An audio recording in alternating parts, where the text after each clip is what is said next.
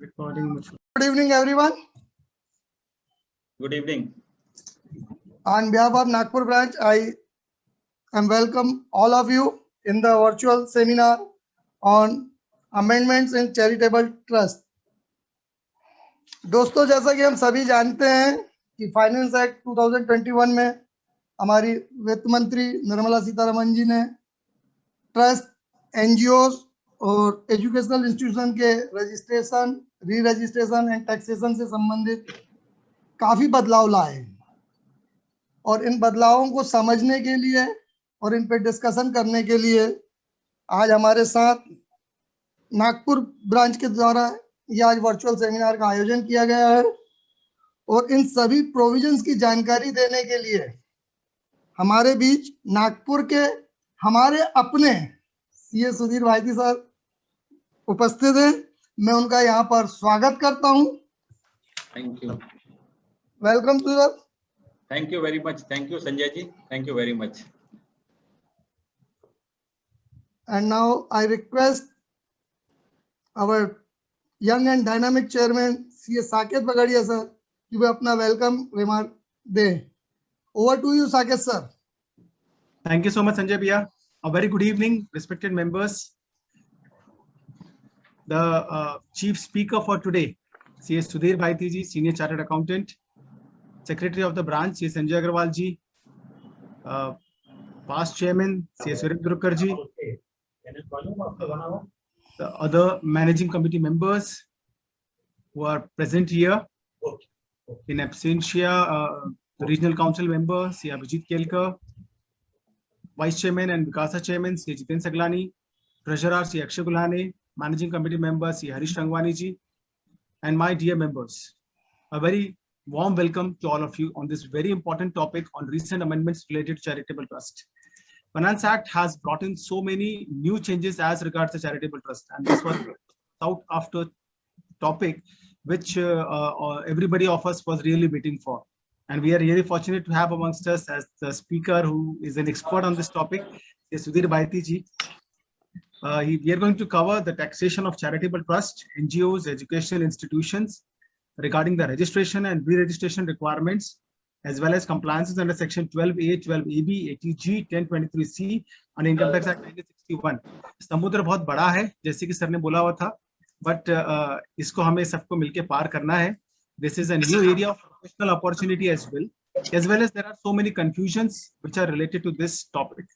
To clarify all these doubts, we have got this first session on taxation of charitable trust. I believe we would be organizing many more sessions for the benefit of members, because this is such a vast topic and this is a new emerging opportunity which everybody is really looking forward to.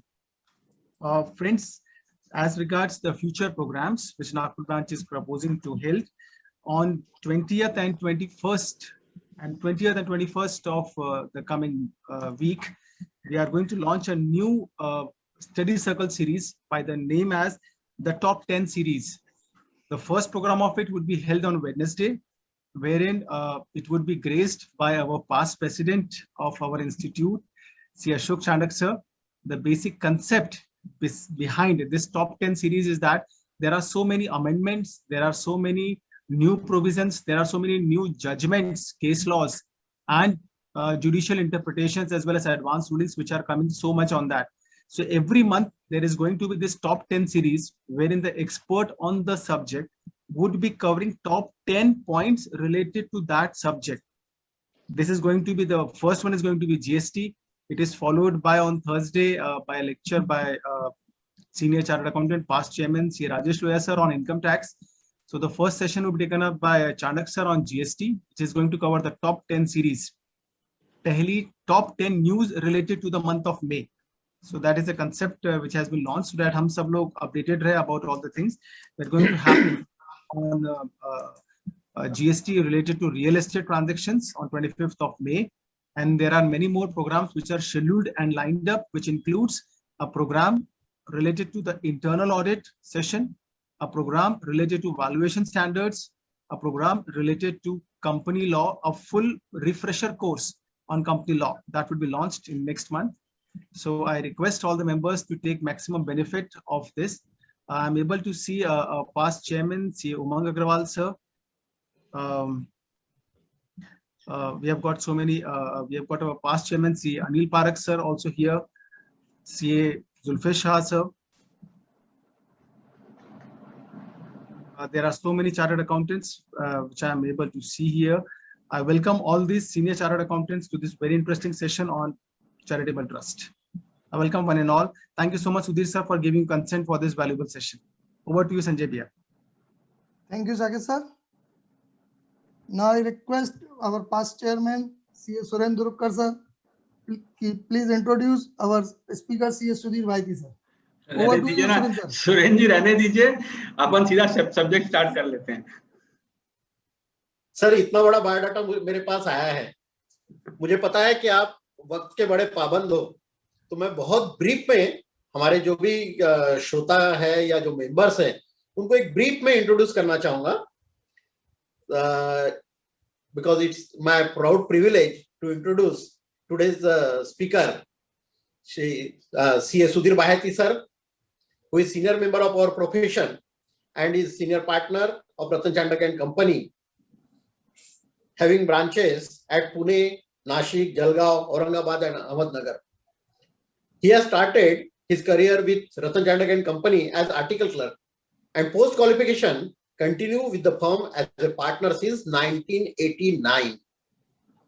His versatile personality has edged over other colleagues in the profession.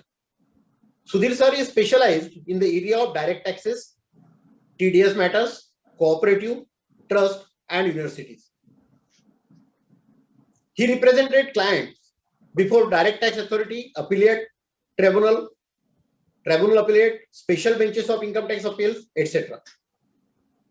He is frequent speaker at conferences organized by ICAI, NADT and other organizations as well. He contributed the publication of articles for professional matters, also holding position on various committees of Nagpur branch and our institutes. Out of hobby, he consults on Vastu as well as delivers lecture on the topic.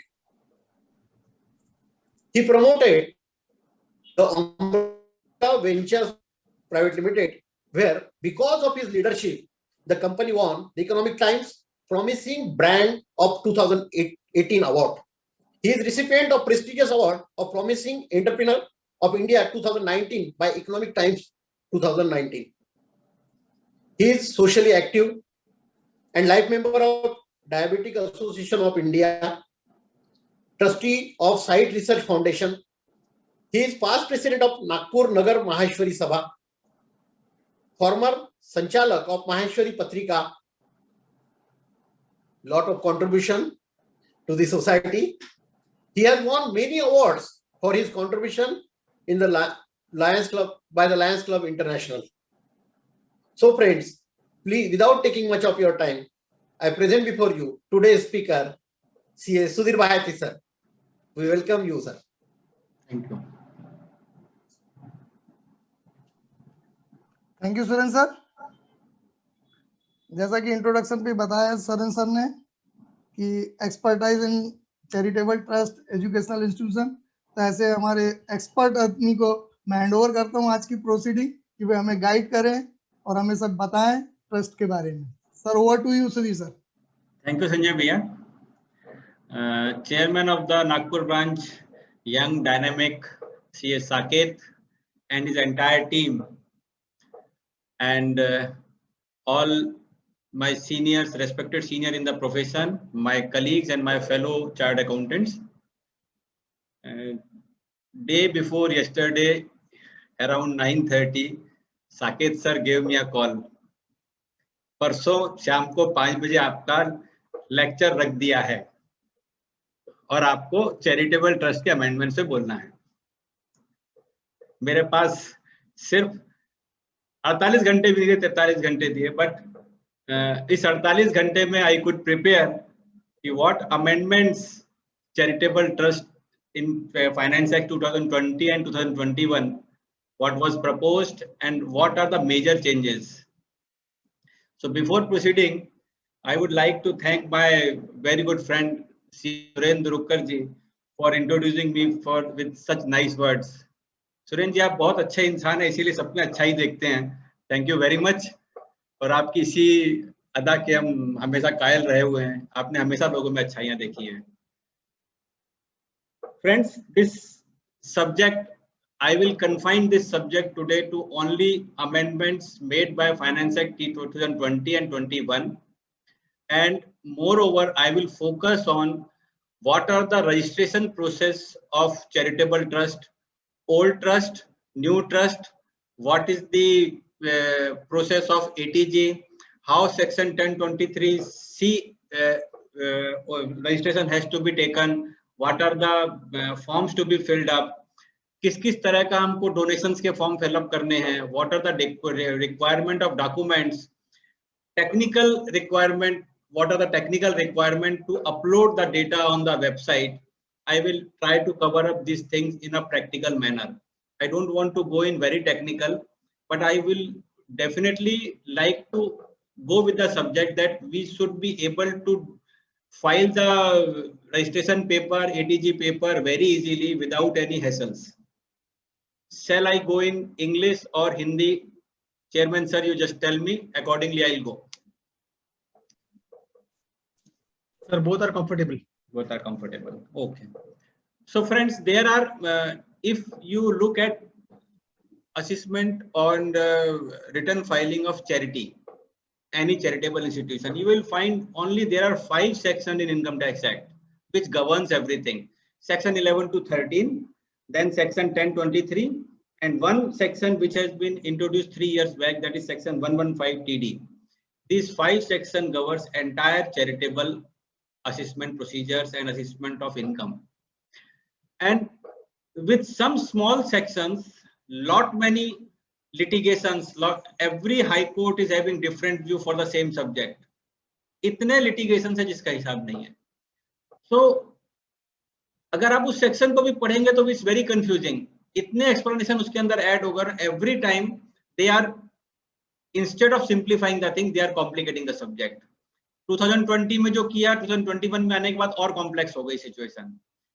लेकिन अगर हम income tax angle से अगर हम उसको देखें, if you look at the point of view of income tax department, they are trying to rationalise some of the sections so that people who are taking advantage of this particular charity act, they should be deprived of, and legitimate taxes should be go to that income tax department. So slides में कहाँ गई? ये रही.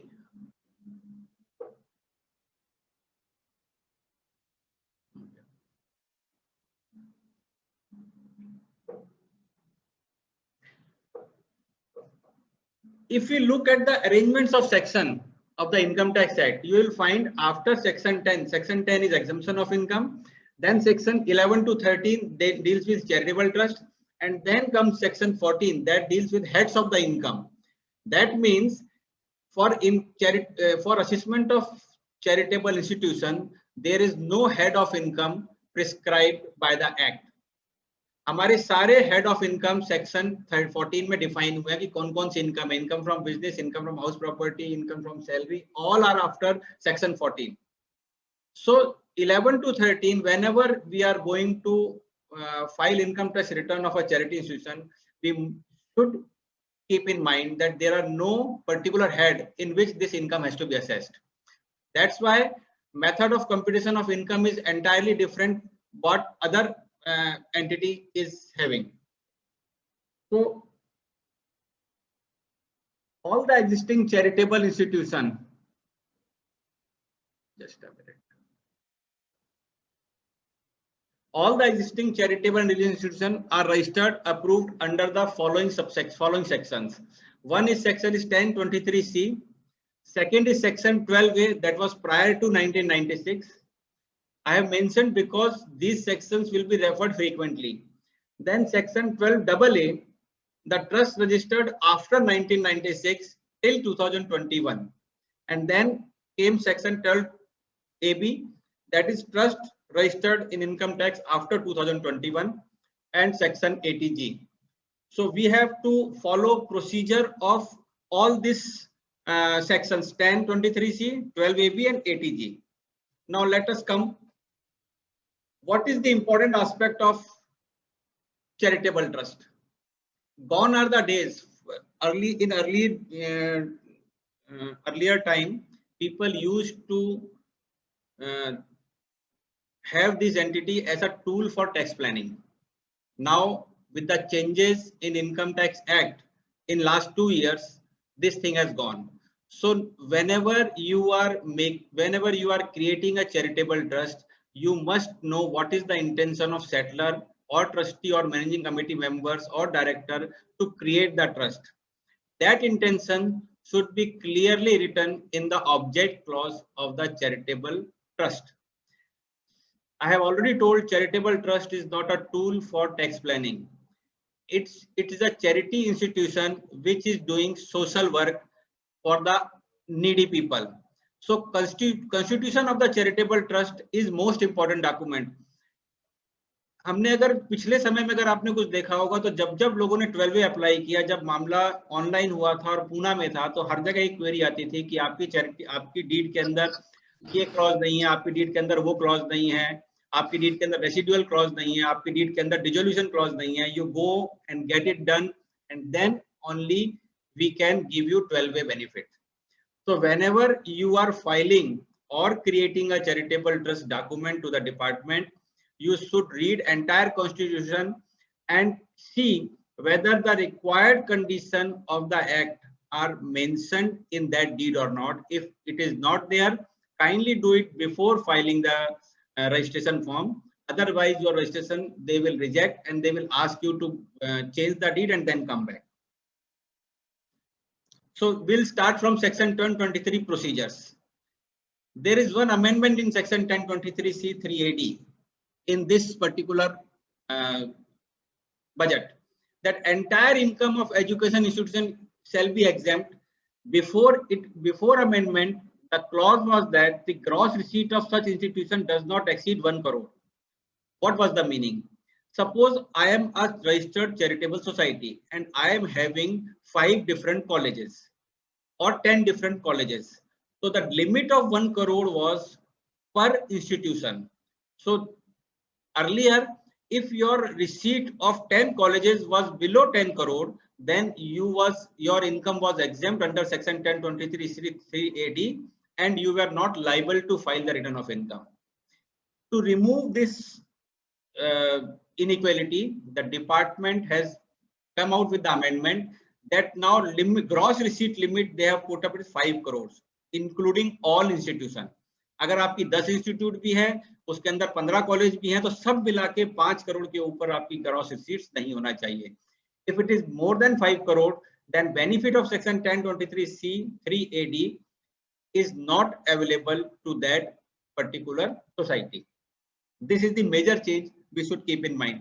तो बहुत सारे school college ऐसे हैं, मैं अपन महाराष्ट्र की बात करें तो नागपुर के अंदर, खास नागपुर के अंदर कम से कम 24-25 हजार ट्रस्ट रजिस्टर्ड हैं और इनकम टैक्स डिपार्टमेंट के टोटल असेसी 3000 से ऊपर नहीं नागपुर के अंदर.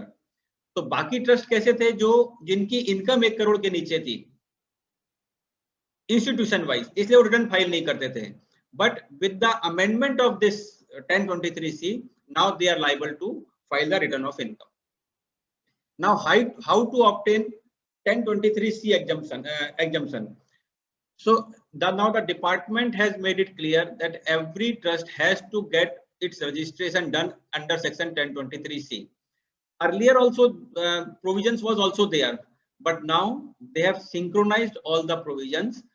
1023C, 12AB and 80G all are synchronized and parallel on same line. So earlier on 1023C, when you were going to the department, you was getting registration for 2 years only, max. In some cases 3 years.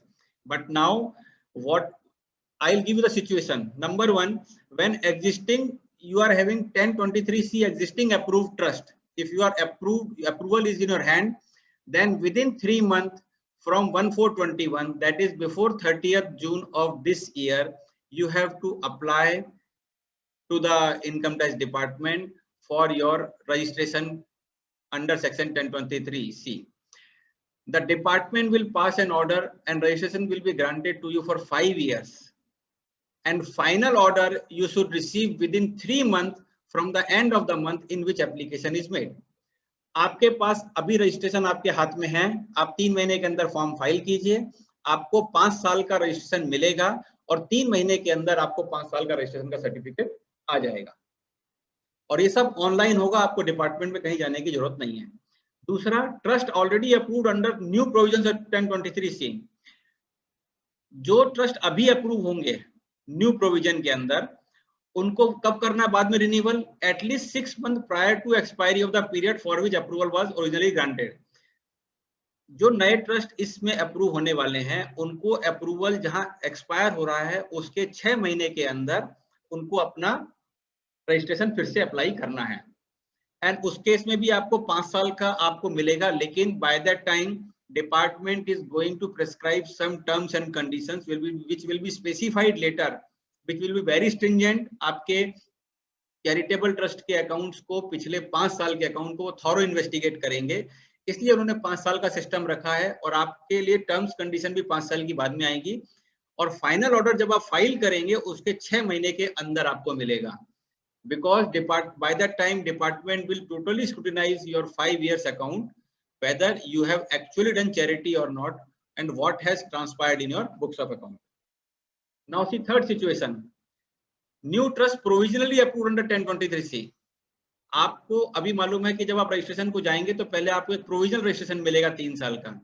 तो जो 3 साल का जो provisional registration मिल रहा है, उसको आपको 3 साल के 6 महीने पहले ही आपको उसको you have to apply for the final registration or 6 months of commencement of activity, whichever is earlier. There are 2 conditions. Either you have to file within 6 months from the commencement of your activity, or you should wait till within 6 months from the date of expiry of provisional assessment order, provisional registration. So here also you will get order for 5 years after meeting terms and conditions which will be specified later, and final order within 6 months from the date when your application has been made, or within 6 months from the commencement of activity, whichever is earlier, you will get the order. Number 4, in any other cases including new approvals and pending approvals under the old provision of final order, आपने suppose कीजिए कुछ old system में आपने अपने approval के लिए letters डाले थे और वो आज की तारीख में पेंडिंग है, या आपका एक नया ट्रस्ट है वो आज की तारीख में पेंडिंग है। ऐसे जो भी केसेस होंगे वो इस क्लॉज 4 के अंदर कवर होंगे। और इनको कब करना है apply? 1 month prior to commencement of the previous year, 1 महीने पहले प्रीवियस ईयर स्टार्ट होने के, from which said approval is sought, जिस दिन आपको अप्रूवल चाहिए उसके 1 महीने पहले आपको प्रोसेस चालू करनी है। और एक ऑर्डर प्रोविजनल अप्रूवल का आपको 3 साल का मिलेगा जिस असेसमेंट ईयर से आपने मांगा है, और फाइनल ऑर्डर 1 महीने के अंदर आपको मिल जाएगा। इसका मतलब ये है कि जो पेंडिंग ओल्ड सिस्टम में है और जो आपके नए ट्रस्ट हैं, जब आप उसको जिस असेसमेंट ईयर या प्रीवियस ईयर से आप काम करना चाहते हैं उसके 1 महीने पहले से you just apply it, you will gate 3 years provisional order immediately. लेकिन फाइनल ऑर्डर 1 महीने के अंदर मिल जाएगा। लेकिन ये प्रोविजनल ऑर्डर कब तक का है? जब आप अपनी अगर एक्टिविटी शुरू करते हैं तो शुरू करने से 6 महीने के अंदर ही आपको फाइनल ऑर्डर के लिए जाना है। इसका ये मतलब नहीं है कि आपको 3 साल का प्रोविजनल मिल गया तो 3 साल के बाद आप जाएंगे। इसलिए उन्होंने एक राइडर डाला है कि अगर आपने एक्टिविटी चालू कर दिया तो you have to go for final certificate. इस बजट में एक चेंज और किया है, corpus donation under section 1023C। अभी तक क्या था? For charitable trust availing 1023C exemption, total income includes corpus donation. अभी तक क्या था? जब आप जो 1 करोड़ की लिमिट भी लेते थे, उस 1 करोड़ की लिमिट में चैरिटेबल ट्रस्ट में corpus donation was included in that definition. पर now as per new explanation, corpus donation will henceforth not be included in total income, means they are now at par with section 12A, 12AA और 12AB। वहां भी क्या होता है कि आप जब कंप्यूटेशन ऑफ इनकम बनाते हैं तो आपका कॉर्पस डोनेशन आप इसके अंदर इनकम में इंक्लूड नहीं करते, लेकिन हमको 1023C में इंक्लूड करना पड़ता था। ना हमको दोनों जगह सेम पोजीशन हो गई है। एक्चुअली ये फाइनेंस बिल 2020 में प्रोविजन नहीं था, लेकिन जब एक्ट पास हुआ तब सरकार ने इसको अमेंड करके ठीक किया है।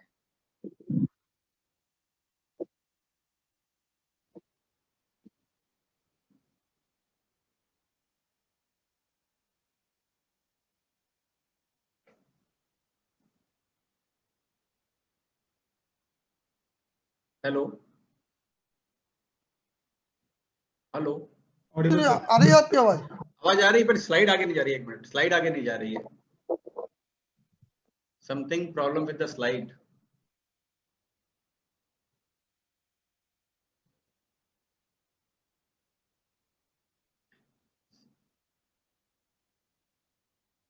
Yes. Now there is one more amendment in section 11(1) explanation 2.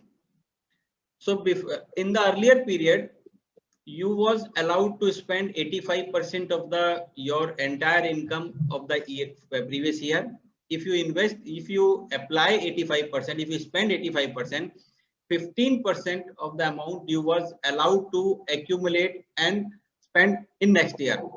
But earlier restriction was that the trust or institution which is registered under section 12A, उसके अंदर आप इस कॉर्पस डोनेशन का पैसा नहीं दे सकते हैं। अब उस डेफिनेशन को उन्होंने और एनलार्ज कर दिया है। ट्रस्ट के अलावा यूनिवर्सिटी भी इंक्लूड कर लिया है, क्योंकि यूनिवर्सिटी आपकी कभी भी बॉम्बे पब्लिक ट्रस्ट में रजिस्टर्ड नहीं होती, और अदर एजुकेशन इंस्टीट्यूशन और एनी हॉस्पिटल और मेडिकल इंस्टीट्यूशन, यानी जितनी तरह की चैरिटेबल चीजें सबको कवर कर लिया है। नाउ हैंड्स ऑन पर 15% जो आप एक्यूमुलेट करते हैं उसको आप 12AB रजिस्टर्ड ट्रस्ट के अंदर वो पैसा खर्चा नहीं कर सकते। That won't be considered as a application of income. अगर आप ये कर देते हैं तो उस 15% पे आपको टैक्स देना पड़ेगा। There is one more amendment in section 11(1)(d). It's very important amendment. Earlier, voluntary contribution received with specific direction forming part of corpus fund were exempt without any condition. पहले क्या होता था कि आपने कॉर्पस से donation आया and if you can prove कि corpus donation है, it was exempt. Now they have put one more rider into that. New condition is that you has been introduced that this fund you have to invest in the mode specified under section 11(5). यानी इसका मतलब अगर आपके पास किसी का donation आया है तो that donation you cannot use for other purposes. That donation till the time it is used for that particular purpose, you have to keep in the mode specified under section 11(5). It's a very important amendment. Mind well, when we are going to file audit report, this thing we have to take into consideration. It's a most important, and it was mentioned very silently in the amendment.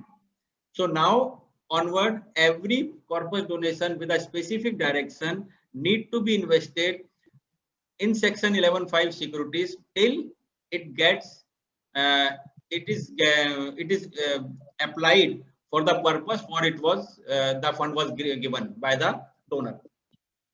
Now explanation 4 has also been inserted in section 11. Application from corpus fund referred to in section 11(1)(d) shall not be treated as application of income for charitable and religious purpose. अभी तक क्या होता था, मान लीजिए आपको कोई एक कॉर्पस डोनेशन आया और उस डोनेशन को आपने अपने चैरिटेबल पर्पस के लिए यूज कर लिया, दूसरे उसके लिए, तो अभी तक उसको एप्लीकेशन मान लिया जाता था। लेकिन नाउ एक्सप्लेनेशन 4 में इस चीज को चेंज किया गया है and they have specifically amended that this won't be treated as application of income and it will be taxed accordingly. इसका मतलब ये हो गया, now vis-a-vis corpus donation we have to be very specific कि वो आया हुआ पैसा उसी हेड में खर्चा हो, और अगर खर्चा नहीं है तो वो 11(5) के जो मोड्स हैं जिसमें आपको बैंक में पैसा रखना पड़ता है वहां वो पैसा रहे, उसको कहीं और यूज ना हो। नहीं तो मालूम पड़ा कहीं से लोन लिया है, उसका लोन का रिपेमेंट कर दिया है, पर ठीक है बैलेंस शीट में दिख रहा है, ये सब नहीं चलेगा। Now one more explanation has been inserted in section 11 that application from any loan. पहले क्या होता था, ट्रस्ट में आपको डबल एप्लीकेशन मिलता था। आपने बैंक से एक लोन लिया, कॉलेज की बिल्डिंग बनाई, तो कॉलेज की जो बिल्डिंग बनाई आप उसको एप्लीकेशन ले लेते थे, और बाद में जिस साल आप लोन का रीपेमेंट जैसे जैसा करते थे, तो repayment of loan was also considered as application of income. तो to sort out this, to avoid getting double application of income, now one explanation 5 has been inserted in section 11, which says application from any loan or borrowing shall not be treated as application of income in the year in which such application was made, but will be treated as application in the year of repayment of such loan or borrowing to the extent of repayment. Meaning thereby, suppose कीजिए आपने bank से 1 करोड़ का loan लिया और 1 करोड़ की building बनाई, तो इस साल आपको उस 1 करोड़ की कोई बेनिफिट नहीं मिलेगा. लेकिन जब ये 1 करोड़ का बैंक का लोन जब आप रिपेमेंट करना स्टार्ट करेंगे, तो हर साल आप जितना रिपे करेंगे उतना रुपया उसके अंदर आपको एप्लीकेशन ऑफ इनकम मिलता रहेगा. तो जिस साल आप वो बिल्डिंग बना रहे हैं उस साल बिल्डिंग आपकी एप्लीकेशन ऑफ इनकम में नहीं आएगी. So these are the 3 important amendment has been brought in section 11, which is very important in terms of filing the return of income and in terms of filing the audit report on charitable trust. Now, what are the new provisions under section 12 of the Income Tax Act? Finance Act 21, Finance Act has brought so many new things कि आपको अपने existing charitable trust के भी और नए को भी आपको नए सिस्टम से रजिस्टर करना है. तो वो नया सिस्टम क्या है? What is the new scheme for registration 12A? तो इसमें है कि application to be made by trust including existing registered trust in the prescribed form and manner within specified time to PCIT और CIT. यानी आपको अपने registration के लिए टाइम लिमिट जो दी है अभी घड़ी में जो 30 जून तक है, मे बी वो एक्सटेंड हो सकती है क्योंकि because of covid dates are extending, लेकिन अभी हमने मानना चाहिए कि 30 जून तक ही जाएगी. तो you have to file your application before 30th of June. और इन जो एप्लीकेशन जा रही है इन सब का जो PCIT और CIT है वो इस पर्टिकुलर टाइम के लिए CPC के PCIT को जवाबदारी दी गई है. अलग स्पेल अलग वो खोला गया, सेल खोला गया है जो एक बार अगले 4 महीने वही काम करेगा और बाद में उसको डिसेंट्रलाइज कर देगा. So PCIT और CIT will pass order by granting a unique registration number. Her trust को अब एक यूनिक रजिस्ट्रेशन नंबर मिलेगा और वो यूनिक रजिस्ट्रेशन नंबर से उस ट्रस्ट का पूरा सिस्टम ट्रेस होगा. बहुत सारी चीजें प्रीफिल हो जाएंगी, बहुत सारी चीजें आपस में क्रॉस मैच होंगी because of this unique registration number. So we have to apply and get this unique registration number as early as possible if we want to claim benefit of section 11 to 13. So the reason behind introduction of new schemes are, क्या कारण हो सकता है, इन्होंने ऐसा क्यों किया? तो एक, टू प्रोवाइड इलेक्ट्रॉनिक डेटाबेस. ट्रस्टों का कोई डेटाबेस ही डिपार्टमेंट के पास नहीं है आज तक, तो उसका एक प्रॉपर डेटाबेस तैयार होगा कि कौन कौन से ट्रस्ट है इंडिया में, ट्रस्ट किस सेगमेंट में काम करते हैं. अगर आप फॉर्म में जाएंगे तो आपको ख्याल में आएगा कितना उन्होंने डिटेल बनाया है उसको कि किस किस सेगमेंट में आप काम कर रहे हैं. आप एजुकेशन में कर रहे हैं, आप मेडिकल फील्ड में कर रहे हैं, रिलीफ ऑफ पॉवर्टी में कर रहे हैं, जनरल पब्लिक यूटिलिटी में कर रहे हैं, एक्सपोर्ट ओरिएंटेड में कर रहे हैं. हर एक का डेटाबेस अलग अलग बनेगा और उसके हिसाब से आपका URN नंबर जनरेट होगा. URN नंबर बहुत इंपॉर्टेंट होने वाला, जैसा पैन नंबर इंपॉर्टेंट है वैसा URN नंबर हो जाएगा. So it will help them to provide electronic database. हमारे यहाँ ऐसा था कि ओल्ड रजिस्टर्ड जो ट्रस्ट थे, कईयों के पास रजिस्ट्रेशन मिसप्लेस हो गया है या डिपार्टमेंट के पास तो आप जाएंगे तो कोई रिकॉर्ड ही नहीं मिलेगा, सारे रजिस्टर्ड गायब हैं क्योंकि 6 साल से ऊपर का रिटर्न उन्होंने इकट्ठा करके जब एग्जाम्पशन सर्कल नागपुर में क्लियर हुआ तो वहां भेज दिया, वहां से कहीं और चला गया और कोई भी जिसके पास अपना नंबर गुम गया वो कहीं का नहीं रहा आदमी. तो वो सबको स्ट्रीमलाइन करने के लिए, सबको एक डेटाबेस पे लाने के लिए, सबका एक जगह एनरोलमेंट करने के लिए ये नई स्कीम लाना बहुत जरूरी था, कई टाइम से लग रहा था. और new trust facing difficulties due to non commencement of activities. बहुत सारे ट्रस्ट ऐसे हैं जो ट्रस्ट बन जाते हैं और एक्टिविटी नहीं है, तो उनको डिफिकल्टी होती है क्या करना. Now they have made simpler कि आप एक्टिविटी चालू करोगे उसके बाद आप हमारे पास आइए रजिस्ट्रेशन के लिए. जब तक आप एक्टिविटी नहीं कर रहे हैं आप अपना ट्रस्ट अपने पास रखिए, AOP करके आप करते रहिए. जिस दिन आप एक्टिविटी करेंगे उस दिन हमारे पास आइए. इसका मतलब ये है कि only active trust now can be under this scheme. जो इनएक्टिव ट्रस्ट हैं, जो नए बन के आ रहे हैं इनएक्टिव, पुरानों को तो बड़ा डिफिकल्ट टास्क हो जाएगा, लेकिन नए जो इनएक्टिव रहेंगे, बहुत से लोग ट्रस्ट बना लेते हैं और कई साल तक काम नहीं करते हैं, तो they won't be getting the registration till they start their activities. So what are the situation, हमने कब किस सिचुएशन में कैसे कैसे रजिस्ट्रेशन पे जाना चाहिए. So there are 6 conditions to that. अलग अलग कंडीशंस हैं. पहली कंडीशन है कि trust already registered under section 12AA और 12A. जो ट्रस्ट ऑलरेडी रजिस्टर्ड हैं उनको विद इन 3 मंथ फ्रॉम 1/4/21, इसका मतलब है 30 जून के पहले उन्होंने अपना रजिस्ट्रेशन डाल देना चाहिए. 30 जून के बाद डालेंगे तो उसके अंदर वो उनको देना नहीं देना, यानी वो ये डिसाइड करेंगे आपके नए सिरे सारा काम हो. इसलिए मेरा रिक्वेस्ट है कि जिनके पास एग्जिस्टिंग ट्रस्ट है और 12A का जिनका ऑलरेडी सिस्टम है, they must apply forthwith immediately. So what will happen, they will get order for 5 years, यानी यहाँ से 5 साल तक तो आप एकदम शांति से रहेंगे, आपका ट्रस्ट को कोई प्रॉब्लम नहीं जाएगा. और आफ्टर 5 years जो आएगा वो फिर से नए सिस्टम से आएगा. लेकिन जो आप अभी अप्लाई करेंगे, 1 मिनट, अभी जो आप अप्लाई करेंगे वो 3 महीने के अंदर आपको उसका ऑर्डर मिल जाएगा. इसीलिए जो उन्होंने सीपीसी में अलग से जो क्रिएट किया है वो उसी हिसाब से क्रिएट किया कि ओल्ड वाले जितने आएंगे उसको वहीं का वहीं यूआरएन में कन्वर्ट करके 3 महीने के अंदर सबको डिस्पैच कर देंगे और उसका डिसेंट्रलाइज कर देंगे. दूसरा मेरा केस कैसा बनता है कि ट्रस्ट ऑलरेडी रजिस्टर्ड है सेक्शन 12 भी. ये जो नया सेक्शन है इसमें जो ट्रस्ट रजिस्टर हो जाएंगे उन्होंने कैसे करना सिस्टम को, तो उसके लिए कैसा करना है कि at least 6 month prior to the expiry of period of registration, जो आपको रजिस्ट्रेशन ग्रांट हुआ है 12AB में, वो जिस साल खत्म हो रहा है उसके 6 महीने पहले आपको अप्लाई कर देना है.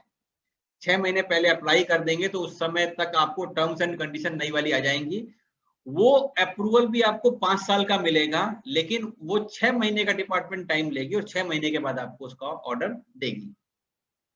तीसरी सिचुएशन, ऐसे ट्रस्ट जो प्रोविजनली रजिस्टर्ड हुए हैं.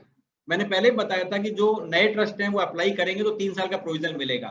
तो जो प्रोविजनल रजिस्टर्ड ट्रस्ट हैं उनको after 6 months prior to expiry of provisional period और within 6 month from commencement of activity whichever is earlier.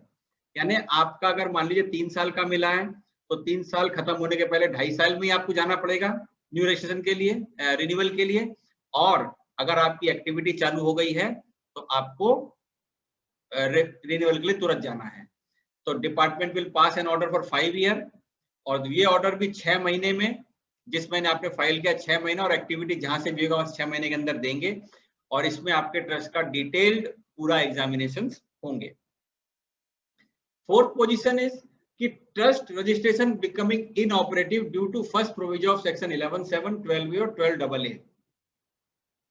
आप जिन ने सेक्शन 11(7) पढ़ा होगा इसलिए उन्होंने वर्ड वहां पे भी चेंज किया, मैं आऊंगा उसके ऊपर.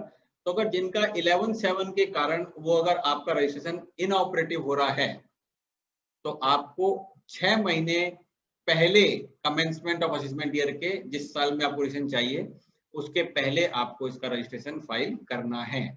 डिपार्टमेंट इसका भी ऑर्डर 5 साल का देगी और विद इन 6 मंथ आपके फाइलिंग के ऑर्डर आपको मिल जाएगा. लेकिन इस बात का ध्यान रखना है कि असेसमेंट ईयर जिस साल के लिए हमको चाहिए वहां से मिनिमम 6 महीने पहले आपको इसको अप्लाई कर देना है. सो यहाँ से टाइमलाइन चैरिटेबल ट्रस्ट में बहुत इंपॉर्टेंट है. और उस टाइमलाइन पे पहले तो क्या था, मैनुअल था, लेकिन अब मैनुअल नहीं है. तो जो टाइमलाइन में अगर आप उसको नहीं करेंगे, टाइमलाइन में अगर आप उसको नहीं करेंगे तो आपको वो ट्रीट करेंगे कि आपका रजिस्ट्रेशन इनवैलिड हो गया है और आपको फिर नए सिरे से सारा कार्यक्रम करना पड़ेगा. विच इज आप जब ये नए सिरे पे जब आप जाके देखेंगे उनके डॉक्यूमेंट तो आपको समझ में आएगा बहुत कम्बरसम प्रोसीजर है.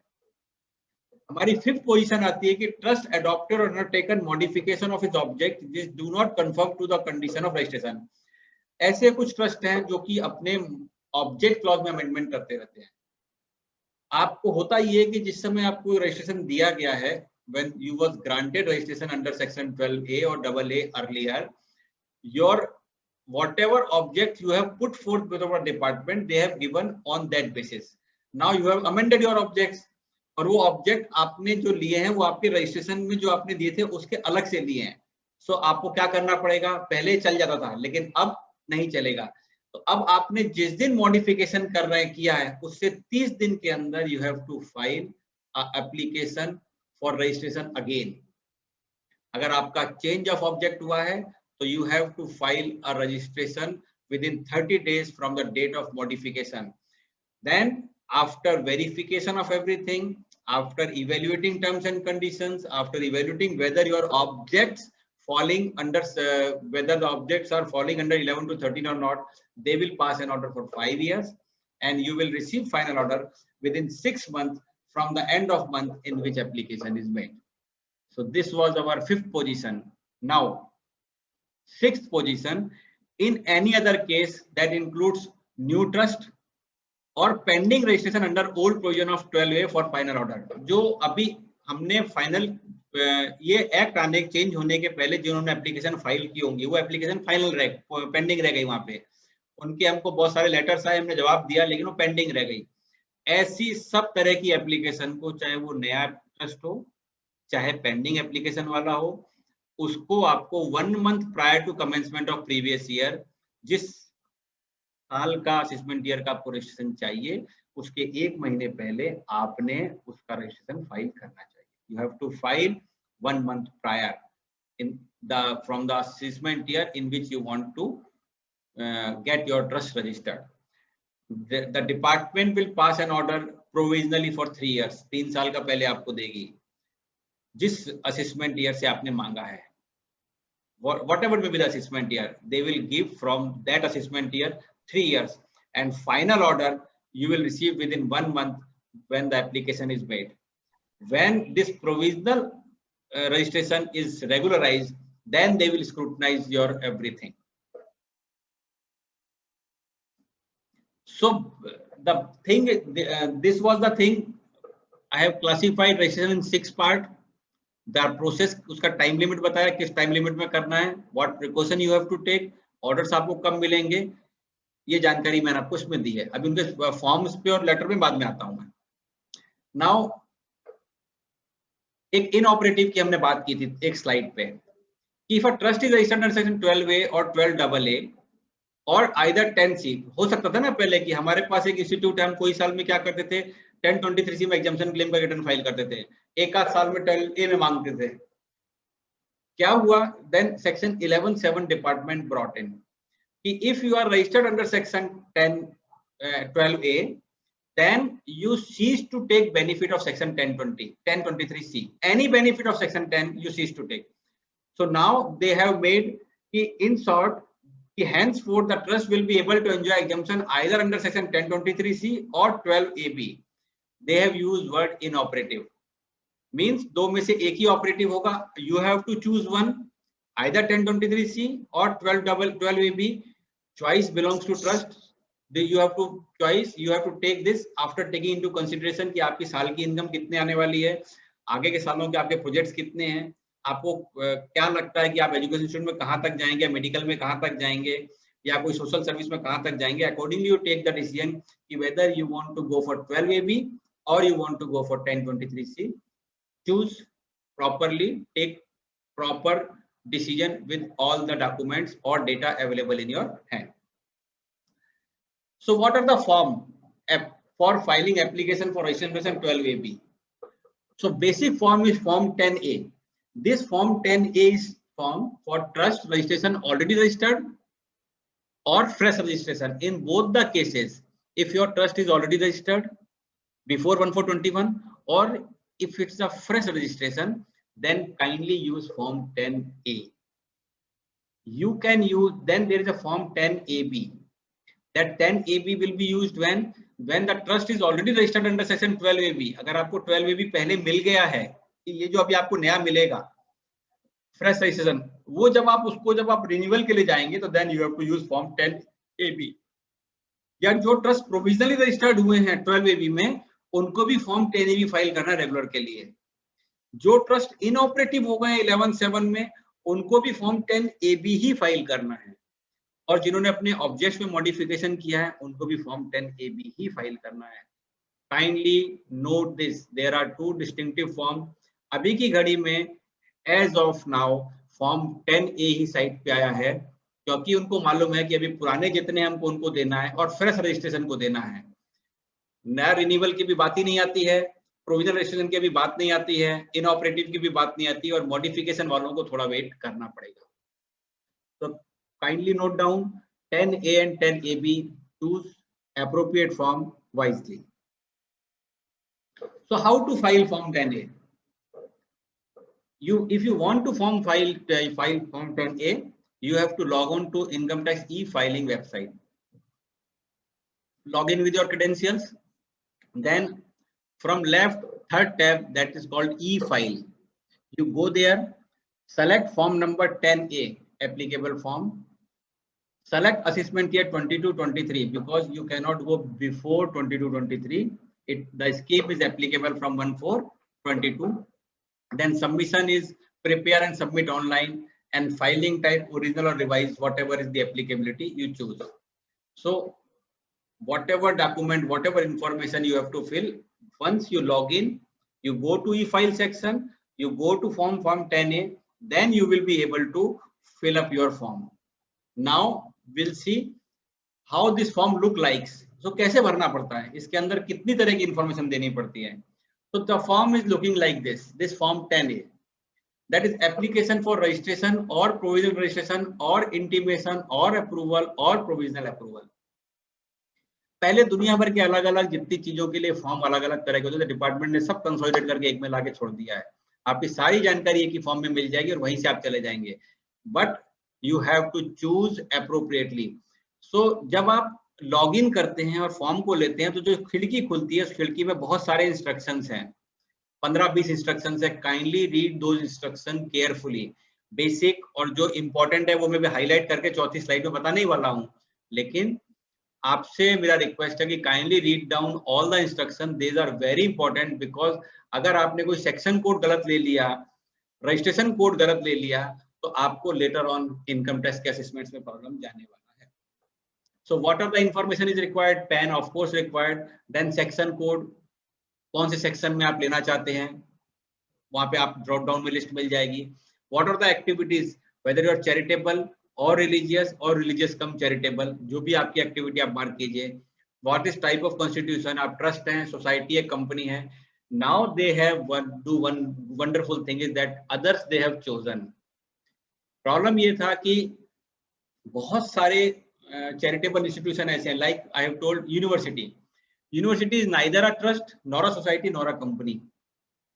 Same is the case with APMCs. They are neither trust nor society nor company.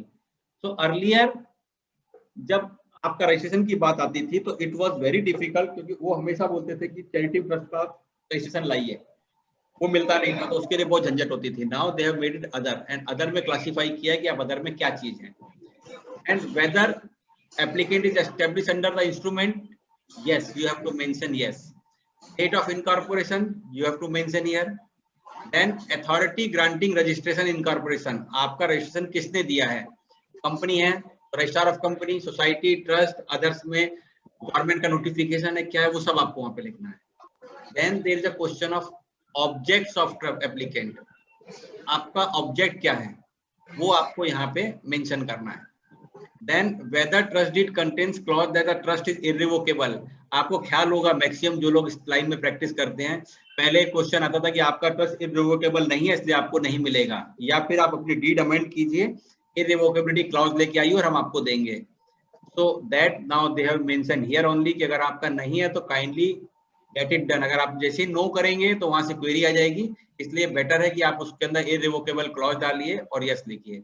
Irrevocable clause का मतलब है कि जब ट्रस्ट जब भी डिसॉल्व होगा तो सेटलर्स के पास वापस पैसा नहीं जाएगा, वो पैसा किसी और ट्रस्ट के पास चला जाएगा.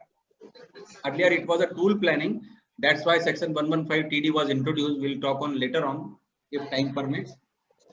Then we'll talk on the subject also. Then whether applicant is registered under on Darpan portal or under FCRA or any provisions of income tax. अगर है तो आपको बताना है, दर्पण पोर्टल में उसमें है तो उसकी पूरी डिटेल है, 7ABCDA तक पूरा है.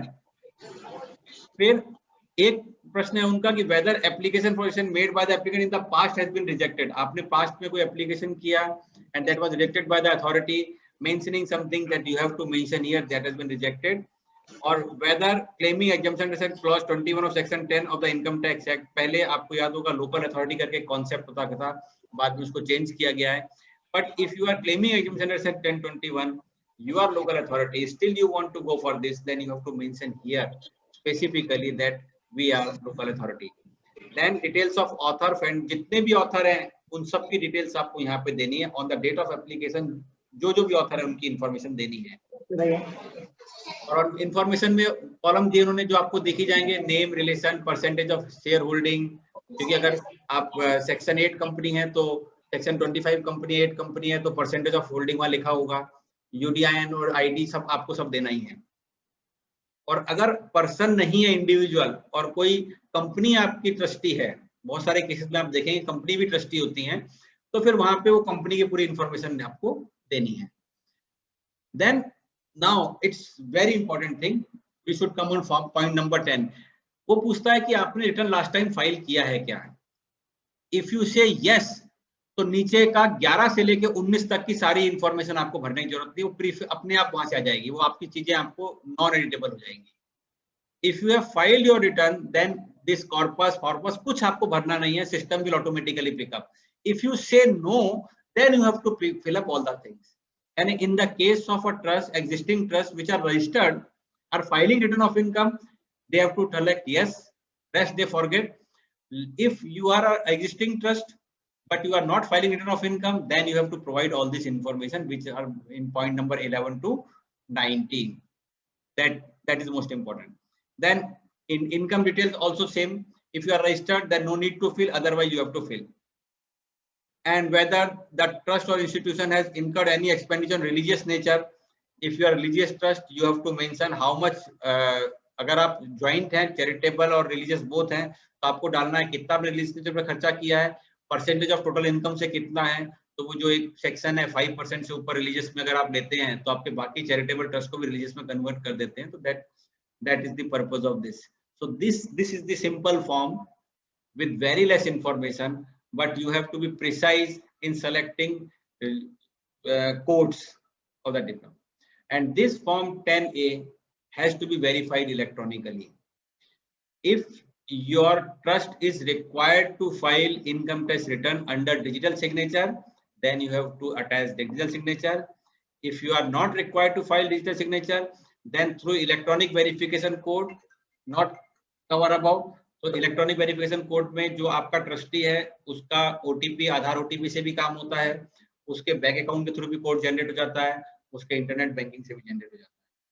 तो बोथ केस में आपको करना पड़ेगा, लेकिन इन एनी केस आपको फिजिकल कहीं नहीं भेजना है. आइदर आप डिजिटल सिग्नेचर चूज कीजिए या इलेक्ट्रॉनिक वेरिफिकेशन कोड चूज कीजिए. Now what information we require for filing of this form 10A. क्या क्या इंफॉर्मेशन लगेगी जो आपके पास हैंडी होना चाहिए before you log on to the system. Constitution of the applicant आपके हाथ में होना चाहिए, वेदर इज अ ट्रस्ट और सोसाइटी और कंपनी और other, whatever may be the constitution. You should have that constitution beforehand in your hand. 2, what is the activity? You just read the constitution, whether it's charitable, religious or religious cum charitable. ये हमको इसलिए कि उसके latest balance sheet को खोलिए, अगर religious activity में 5% से ऊपर खर्चा है तो then go for religious cum charitable. Otherwise you can choose charitable और religious according to the object and income figure of the trust. What are the object of the applicant?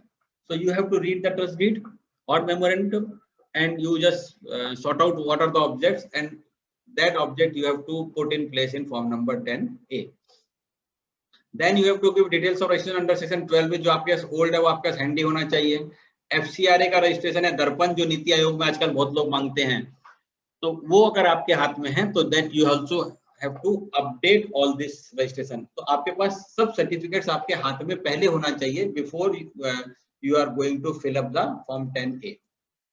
Then all trustees जो member हैं उनकी बहुत सारी detail चाहिए, उनका name चाहिए, उनका पैन चाहिए, उनका आधार नंबर चाहिए, आधार नंबर नहीं तो वोटर आईडी चाहिए, उनका मोबाइल नंबर चाहिए और उनकी ईमेल आईडी चाहिए, जितने ट्रस्टी हैं उनकी. It's very important. अब वैसा नहीं रहा कि एक 2-3 लोगों का ऑथर का नाम लिख दिया और काम हो गया. Now they want every trustee. अगर आपका वहां पे ट्रस्ट डीड में 7 लोगों के नाम दिख रहे होंगे तो 7 की ईमेल आईडी, और वो भी लेटेस्ट जो एज ऑन डेट मेंबर हैं. हो सकता है आपका ट्रस्ट 10 साल पहले बना, उनके नाम वहां पे होंगे मेमोरेंडम पे, तो वो नाम नहीं चलेंगे. आपको जो लेटेस्ट चैरिटेबल रिकॉर्ड के ऊपर है वो नामों को पूरी डिटेल के साथ देना है. और ये इंफॉर्मेशन आपके पास होना भी चाहिए, क्योंकि जब आप चैरिटी महाराष्ट्र की साइट पे जब आप जाके बैलेंस शीट अपलोड करते हो तो वहां पे आपको सभी ट्रस्टीज के पैन, आधार, मोबाइल नंबर, ईमेल आईडी देना पड़ता है। सो डेफिनेटली हमारी फाइल में मिलेगा, नहीं है तो हमने हमारी वर्किंग फाइल में, जो हम पीयर रिव्यू में पढ़ते हैं कि हमारे पास 2 तरह की फाइल होना चाहिए, परमानेंट फाइल और करंट फाइल। तो ये परमानेंट फाइल के रिकॉर्ड है ये, जो वहां से हमको निकालना है। और if the return of income for the last assessment is not filed, details of balance sheet as on date. As on date मतलब 31 मार्च 2021 की बैलेंस शीट डिटेल डालनी है और उस साल में कितना पैसा कमाया है। 2020 की मत डाल दीजिएगा please. You have to fill up the, अगर आपने रिटर्न्स फाइल नहीं किए हैं तो बैलेंस शीट और पहले प्रॉफिट एंड लॉस अकाउंट बनाइए और उसकी इनकम आप फॉर्म में डालिए एज ऑन 31/3/21 की। वहां पे वर्ड यूज किया as on date. As on date अब आप ऐसा नहीं कर सकते कि आप आज 2 अप्रैल को बना रहे हैं तो 2 अप्रैल की बैलेंस शीट बना दें। नो, 31 मार्च की आपको बनानी है। और if the return of income for last assessment year is not filed then trust is registered trust, तो आपको रिलीजियस ट्रस्ट की भी एक्टिविटी देना है। और अगर फाइल कर दिया है तो कोई प्रॉब्लम ही नहीं है, everything system will pick up and आपको कुछ करने की जरूरत नहीं है।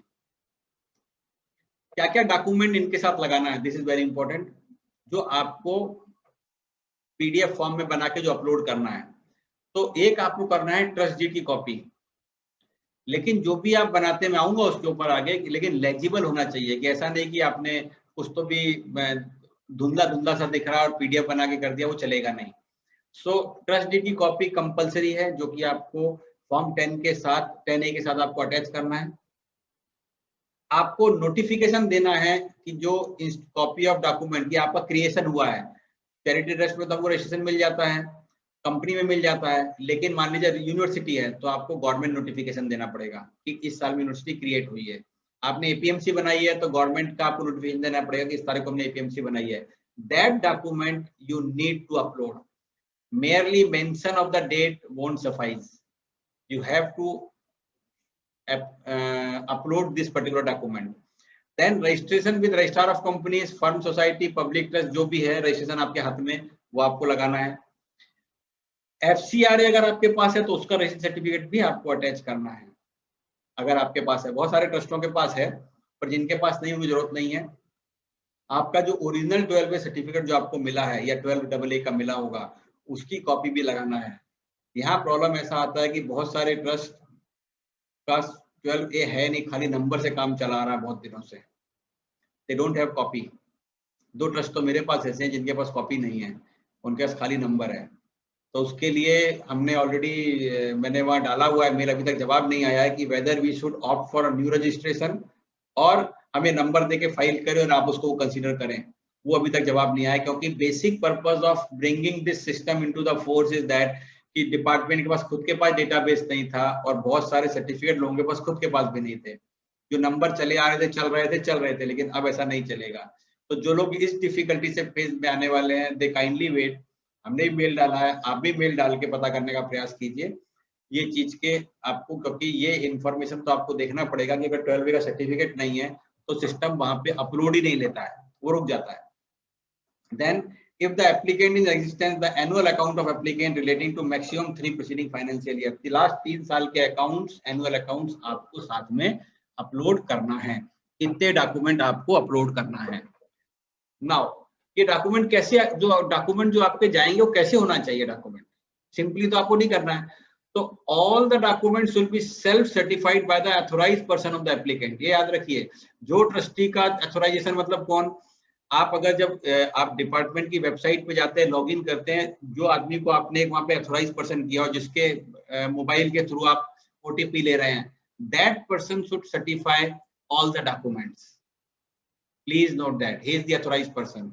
और अगर आपको लगता है ऑथराइज्ड पर्सन जो भी साइन कर रहा है, तो टाइम बिंग आप उसका नाम वहां साइट पे डालिए, he will be authorised person on behalf of the trust. All the documents should be scanned in PDF format only. Please note that no JPG format, PDF format only, and not scanned below 300 DPI.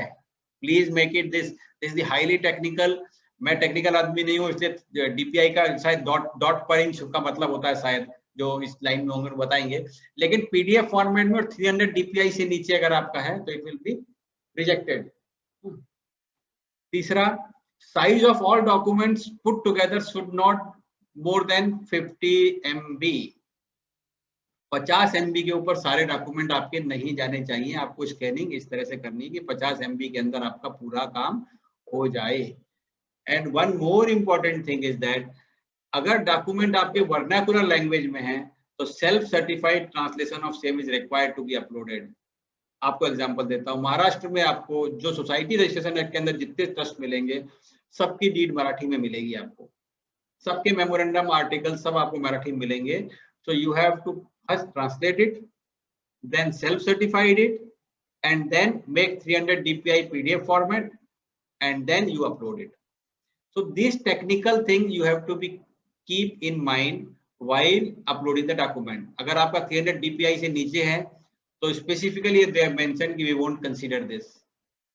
और जहां तक मुझे समझता है 300 DPI मतलब आपका document legible रहेगा उसका पढ़ने के, इलेजिबल नहीं होगा पढ़ने के लिए।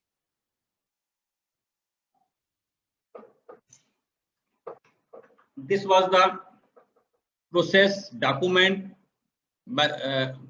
मेथोडोलॉजी, कैसे उसको वो करना है, अपलोड कैसे करना है, उसकी रिक्वायरमेंट क्या है, टेक्निकल रिक्वायरमेंट क्या है 12 AB में जाने के लिए। This was pertaining to that. Light क्यों बंद किया? Now amendment in section ATG of the income tax act.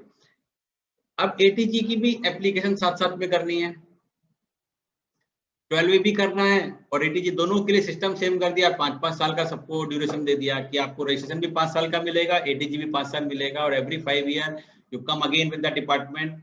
Earlier जो लोग थोड़ा सीनियर है उनको मालूम होगा, अर्लियर ATG के साथ तो पोजीशन थी कि 3 साल के लिए या 5 साल के लिए मिलता था और हमको फिर से अप्लाई करना पड़ता, रिन्यूअल करते रहना पड़ता था हर 5 साल में और 3 साल में। Now same thing they came here now with the thing कि आपका रजिस्ट्रेशन ATG हम सब पूरा एक साथ इवेल्युएट करेंगे हर 5 साल में, and we will see कि whether you are actually doing charity or not, whether you are actually transparent in funding or not. We'll evaluate everything and then we will decide whether you should be given renewal or not. Now how to go with ATG registrations? So there are 4 situations in this case.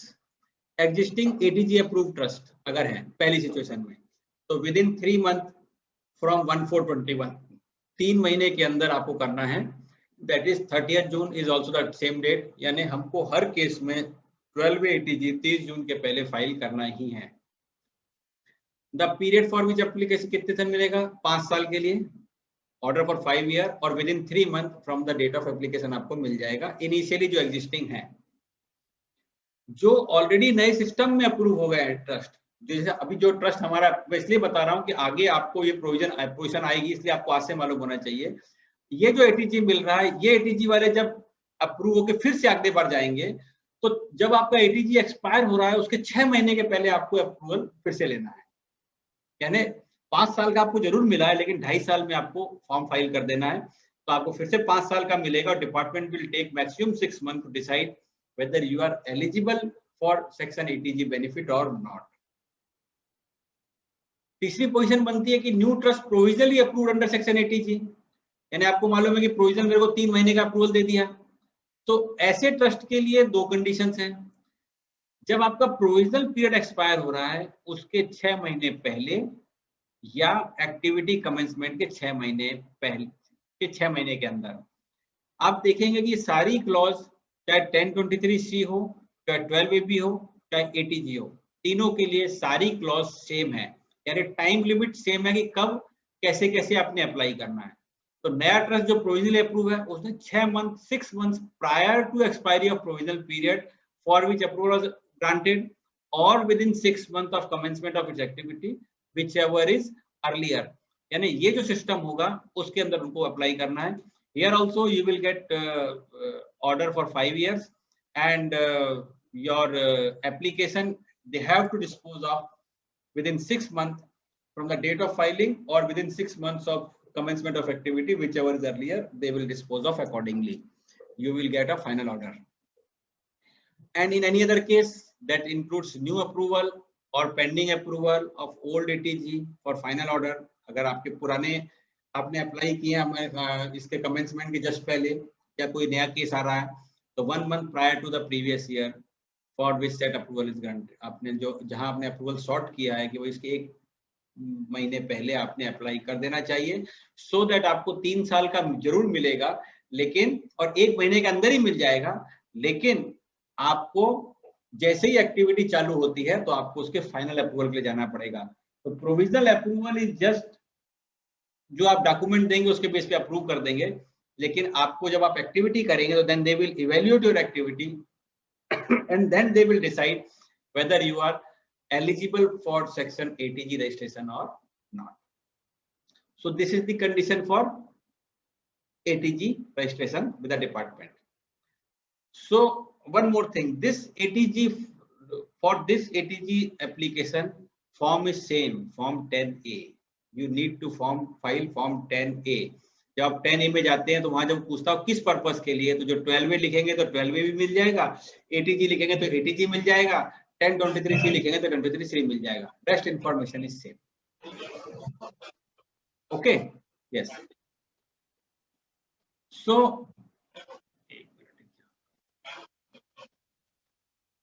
just a minute. So there was one more thing. Maximum people are already aware. Year is already passed, but one important thing इसलिए मैंने इसको वापस लिया है कि last year government ने extension किया था कि अगर आप डोनेशन नहीं दे पाए हैं तो अगर आप 30 जून तक डोनेशन भी देंगे तो आपको फाइनेंशियल ईयर 19-20 में ही आपको उसका एटीजी का बेनिफिट मिल जाएगा, है ना। कि अगर आपने असेसमेंट ईयर 20-21 के लिए अगर आपने डोनेशन 30 जून 20 तक दिया तो भी हो जाएगा, लेकिन इंपॉर्टेंट पॉइंट इसमें यह है कि जिस ट्रस्ट को आपने 30 जून तक दिया है उसको वो अपनी इनकम करंट ईयर की मानना पड़ेगा, ना कि पुराने साल की। यानी फाइनेंशियल ईयर 19-20 के लिए डोनेशन आपने फाइनेंशियल ईयर 20-21 में दिया तो आपको फाइनेंशियल ईयर 19-20 के अंदर उसका बेनिफिट मिलेगा एसएससी को, लेकिन for the purpose of trust 20-21 की उसकी इनकम गिनी जाएगी, 19-20 की नहीं गिनी जाएगी।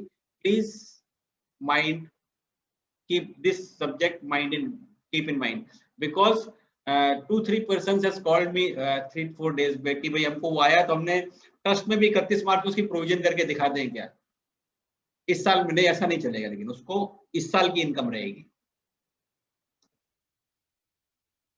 हो गया?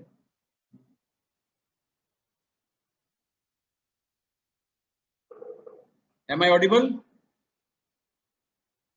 Yes, sir. Yes. Now, one important thing, we as a practitioner must know this. Again, हमारे पीछे बहुत सारी जवाबदारी लगा दी गई। अभी तक तो हम क्या था कि चैरिटेबल ट्रस्ट में हम चैरिटी करके भी ऑडिट करते थे कि जान दो अच्छा काम कर रहे हैं, लेकिन अब इतने पीछे हमारे पीछे लग गए काम कि जो एनुअल स्टेटमेंट ऑफ डोनेशन है एटीजी का, ये बड़ा भारी काम हो गया हमारे पीछे, उस पर पेनाल्टियां बहुत हैवी हैं। So what is this annual statement of donation? जैसे हम एसएफटी फाइल करते हैं उस तरह का कॉन्सेप्ट है कि द ट्रस्ट और institution who have ATG registration have to submit an annual statement of donation that is called ASD in form number 10BD. Kindly note form number 10BD में जाएगा for such period as may be prescribed and delivered or caused to be delivered to the prescribed income tax authority or the person authorized by such authority within such time as may be prescribed. उसका उन्होंने time limit prescribe करेंगे, इस दिन आपको file करना है, साल भर के जो डोनेशन है वो फाइल करना है और वो फॉर्म 10BD में फाइल करना है। If the ASD contains any mistake or there is a need for any addition, deletion, updation of information in the same, then a correction statement may be delivered in the prescribed form and verified in the prescribed manner. जैसे हम TDS में correction statement file करते हैं, हम इसमें भी correction statement file कर सकते हैं। So the information in the ASD should generally contain the donor details such as name, address, PAN number, Aadhaar number and amount donated. जो आदमी आपको डोनेशन दे रहा है उसकी सारी इंफॉर्मेशन आपको उसके अंदर डालनी है, और जब आप ये इंफॉर्मेशन डालेंगे तो ये ASD जो है ये 26AS की जैसा दिखता है वैसा 26AS वो आपके प्रीफिल में दिखाई देने लग जाएगा। तो donor will get direction only based on ASD file by trust, it is akin to 26AS TDS credit. अगर आपके ट्रस्ट ने 10D फॉर्म फाइल नहीं किया है तो डोनर को ATG का क्लेम बिल्कुल नहीं मिलेगा। वो जैसे ही डोनेशन वाले का नाम अपलोड करेगा उसके पेन पे दिखने लग जाएगा कि इस आदमी ने फला ट्रस्ट को जो कि ATG और 12 में रजिस्टर्ड है इतना रुपया दिया है and is entitled for this much of benefit. तो सिस्टम ऑटोमेटिक लेगा। सो एक काम ये हमारा बढ़ गया। अभी तक आज तक हमको ये काम नहीं करना पड़ता, पर अब इतने सारे ट्रस्ट रहते हैं, उसमें दुनिया भर के डोनेशन आते हैं, उनकी सारी इंफॉर्मेशन देनी है और डोनर की भी सारी इंफॉर्मेशन चाहिए। इसका नाम क्या है, पता क्या है, उसका पैन नंबर, अगर पैन नंबर ही नहीं है तो विषय खत्म, बेनिफिट नहीं मिलेगा। उसका आधार नंबर क्या है, कितना अमाउंट डोनेट किया है, सब चीज उसको उसके अंदर, फिर डोनेशन चेक से है कि कैश से है, बैंक ट्रांसफर है क्या, बहुत सारी इंफॉर्मेशन है, वो सब आपको देनी है। Continued ma'am. The charitable institutions shall furnish to the donor a certificate in form 10BE। अब रिसीट वाला कॉन्सेप्ट चला गया। आप रिसीट दीजिए भले डोनेशन की, क्योंकि वो तो आपको देना पड़ेगा चैरिटी, क्योंकि बीपीटी एक्ट बोलता है, लेकिन इनकम टैक्स एक्ट बोलता है हमें नहीं चाहिए। जब आप फॉर्म 10BD फाइल करेंगे तो 10BE फॉर्म आप उनको दे सकते हैं कि भाई आज आपने, अगर मैंने किसी ट्रस्ट को 1 लाख रुपए दिया है तो वो मुझे 10BE का फॉर्म देगा और उस 10BE के फॉर्म में मेरी सारी इंफॉर्मेशन रहेगी। which shall specify the amount of donation in prescribed manner containing prescribed particular and within prescribed time।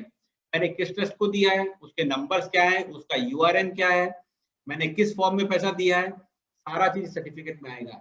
ये सर्टिफिकेट डोनर के पास होना चाहिए कंपल्सरीली। तो donor shall be provided the deduction under section 80G directly in the return of income on the basis of prescribed ASD। ASD के हिसाब से donor को अपने आप सब चीज मिल जाएगा, उसको कहीं भगने की जरूरत नहीं है, हमें भी कहीं जाने की जरूरत नहीं है। प्रोसेस सिंप्लीफाई जरूर हुआ है, लेकिन हमारे लिए काम बढ़ गया। हमें फॉर्म 10BD भी बना के देना है, हमें फॉर्म 10BE भी बना के देना है उसको। और अब आखिरी की 2 चीज आप देखेंगे जहाँ पे अलार्मिंग कर देती है वो, कि in case there is a delay in filing ASD, अगर आप डिले करते हैं तो late fees of ₹200 per day will be applicable under section 234G। पहले ही तो 234E से हम अभी तक उभरे नहीं है, लेट फाइलिंग TDS की अभी तक हमारे गले में तलवारें लटकी हुई हैं, अभी 234G नया सेक्शन आ गया। ₹200 पर डे की fees which is mandatory. Mandatory कैसी है, fees is to be paid before delivering the ASD और बिफोर फर्निशिंग द सर्टिफिकेट।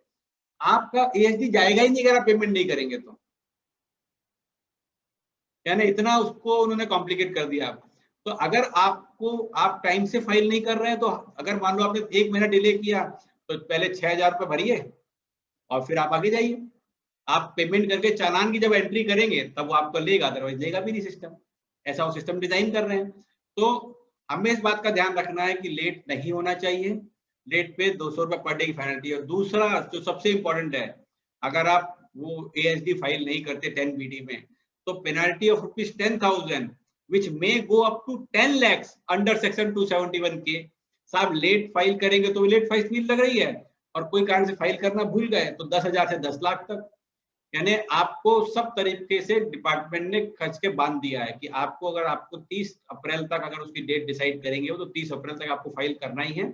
और अगर आपने फाइल नहीं किया तो ये पेनल्टी से आपको यू हैव टू अंडरगो, आपको लेट फीस भी लगेगी। तो ट्रस्ट के केस में आप समझ सकते हैं कि हमारे पीछे कितने झंझट बढ़ाए उन्होंने। फॉर्म 10BB फाइल करो, 10BD फाइल करो, 10A फाइल करो, फिर उसके बाद ऑडिट रिपोर्ट 10 फाइल करो, इनकम प्रेसिडेंस फॉर्म 7 में फाइल करो। तो जो पहले जो बहुत आसान जो था, वो अब इतना कॉम्प्लेक्स और इतना कम्बरसम हो गया है कि छोटे ट्रस्टों के लिए तो it's really difficult task.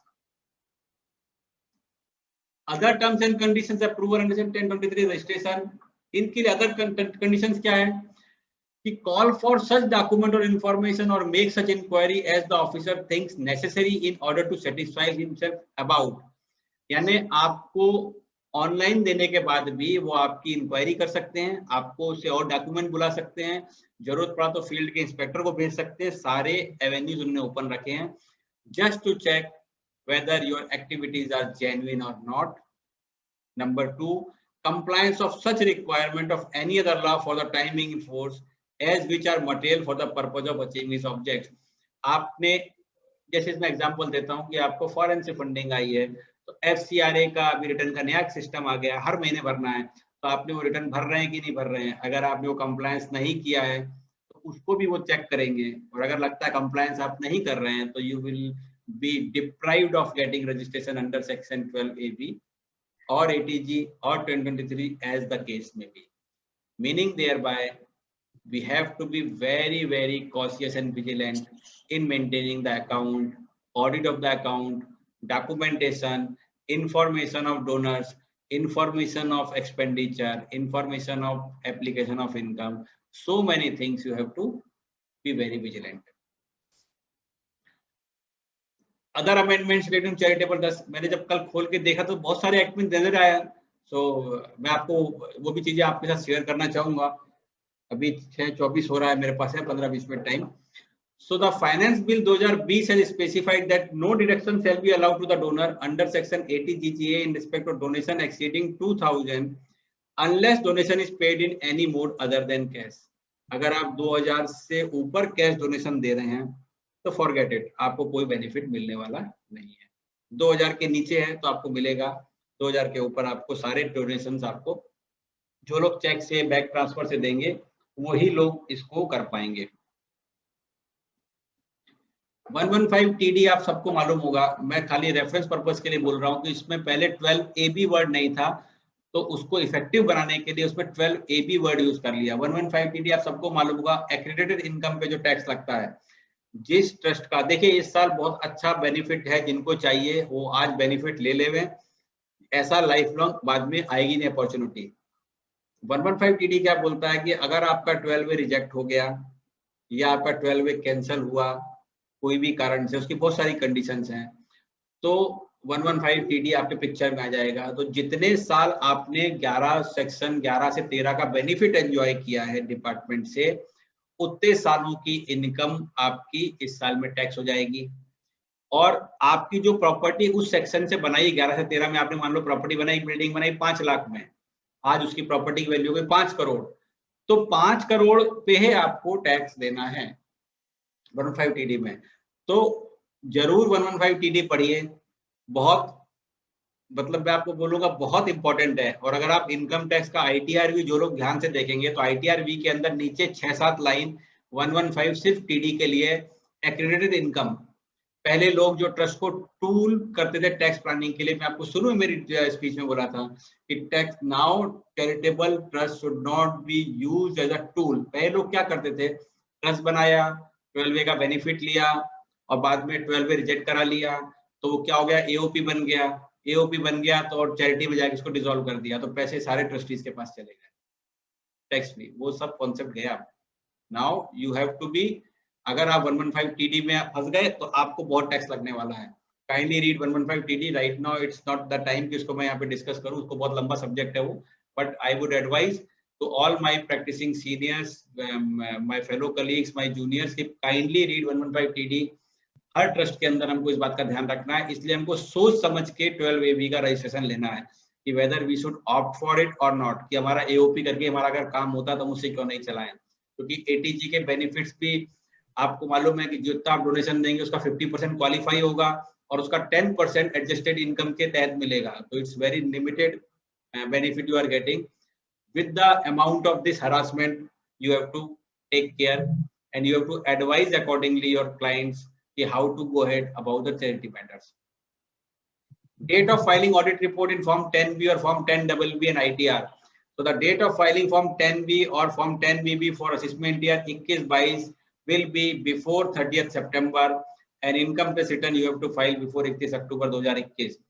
If you are not filing your audit report within the time allowed, you are not going to get benefit of section 11 to 13. पहले जितने कोर्ट के डिसीजन है अब वो सब इस अमेंडमेंट के बाद सब अलग हो गए. पहले चलता था कि आपने ऑडिट रिपोर्ट असेसमेंट के समय भी दे दी, अपील में दे दी तो भी अलाउ हो जाता था, लेकिन अब वो सब गया है. आपको इलेक्ट्रॉनिकली फाइल करनी है, टाइम लिमिट के अंदर करनी है, ऑडिटर को अंदर डिजिटल सिग्नेचर करनी है, बहुत सारे फैक्टर्स हैं. वो है ITR नंबर 7 फाइल करना है, वो भी अंदर इलेक्ट्रॉनिक करना है. तो I request kindly file with in time. एक बहुत से कई लोगों ने तो उस चीज को फेस किया होगा, 272 2AD करके एक सेक्शन है, शायद 2AD है शायद आखिरी में, जहाँ पे ये कि अगर आप चैरिटेबल ट्रस्ट का रिटर्न लेट फाइल करते हैं तो हर 100 रुपीज पर डे का उसके ऊपर एक्स्ट्रा फाइन लगता है. तो kindly take note of that. ये तो हो गए अमेंडमेंट जो इनकम टैक्स एक्ट में अमेंडमेंट हुए हैं. There are 2 important amendment in Maharashtra charitable act में हुआ है. और दूसरा एक हुआ FCRA में। मैं उस पर भी आपको चर्चा करना चाहूंगा, क्योंकि अभी तक आप जब फाइल करते थे ऑडिट रिपोर्ट, तो what is the propose amendment under Maharashtra public trust act 1950? It's very important amendment. पहले क्या था, आपको जो पुराने लोग हैं, जो पुराने सीनियर लोग हैं, उनको मालूम होगा कि पहले हमको पब्लिक ट्रस्ट एडमिशन फंड का कंट्रीब्यूशन देना पड़ता था सेक्शन 57 में 2%, अगर आप लोगों को याद होगा, 2% ऑफ ग्रॉस रिसीट्स। लेकिन मुंबई हाई कोर्ट ने उसके ऊपर स्टे लगा दिया कि नहीं, आप ले नहीं सकते, क्योंकि चैरिटी कमिश्नर के अकाउंट में इतना पैसा इकट्ठा हो गया था कि वो खर्चा नहीं कर पा रहे थे। आज भी उनके अकाउंट में अनाप शनाप पैसा पड़ा है। इसलिए आप देखिए उनके ऑफिस उन्होंने जबरदस्त रिनोवेट किए, उन्होंने सिस्टम को इन प्लेस करने का प्रयास किया, सब कुछ किया, इतना पैसा है और ये पैसा खर्च नहीं हो पा रहा।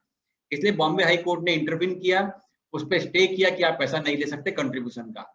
लेकिन अब ये कोविड सिचुएशन है और हमारी गवर्नमेंट बड़ी विजिलेंट है, पैसे कहाँ से निकाल सकते हैं, उसमें उनके जो ये है, जो उनके सलाहकार मंडल है, वो बहुत अच्छे बुद्धि रखते हैं। तो उन्होंने एक नया सेक्शन में डाल दिया कि कोविड-19 की नई सिचुएशन है, इसलिए they have amended section of 57A, नया सेक्शन लेके आ गए। और वो सेक्शन क्या है, एपिडेमिक डिजीज रिलीफ फंड और डिजास्टर रिलीफ फंड, इस नाम से एक नया फंड क्रिएट कर दिया। और कहाँ का प्रोविजन लाए, एकेडमिक डिजीज एक्ट 1987 का प्रोविजन लेके आके इन्होंने डिजास्टर मैनेजमेंट एक्ट 2005 को लेके उन्होंने उसको नया सेक्शन 57A बीपीटी एक्ट में लेके आ गए। अब हर ट्रस्ट को जो भी उसकी ग्रॉस एनुअल इनकम है, यानी इनकम साइड का जो टोटल है, उसके ऊपर certain percentage which will be notified shortly by charity commissioner Maharashtra state, वो परसेंटेज आपको अब कोविड-19 फंड में देना है। एक नई रिस्पॉन्सिबिलिटी लग गई, पहले नहीं था ये। मतलब कई, मुझे याद पड़ता है कि 2004-05 के बाद किसी ट्रस्ट ने पैसा नहीं दिया होगा कि पब्लिक ट्रस्ट एडमिशन फंड में। नाउ कोविड-19 का लग गया है, अब इसके नाम बदलते रहेंगे, लेकिन ये टैक्स अब आपको कंटिन्यू होता रहेगा। It's important amendment, that's why I thought कि आपको मालूम होना चाहिए, क्योंकि जब अभी as per Mumbai public trust act 1950, responsibility of filing the audited accounts lies with the auditor only।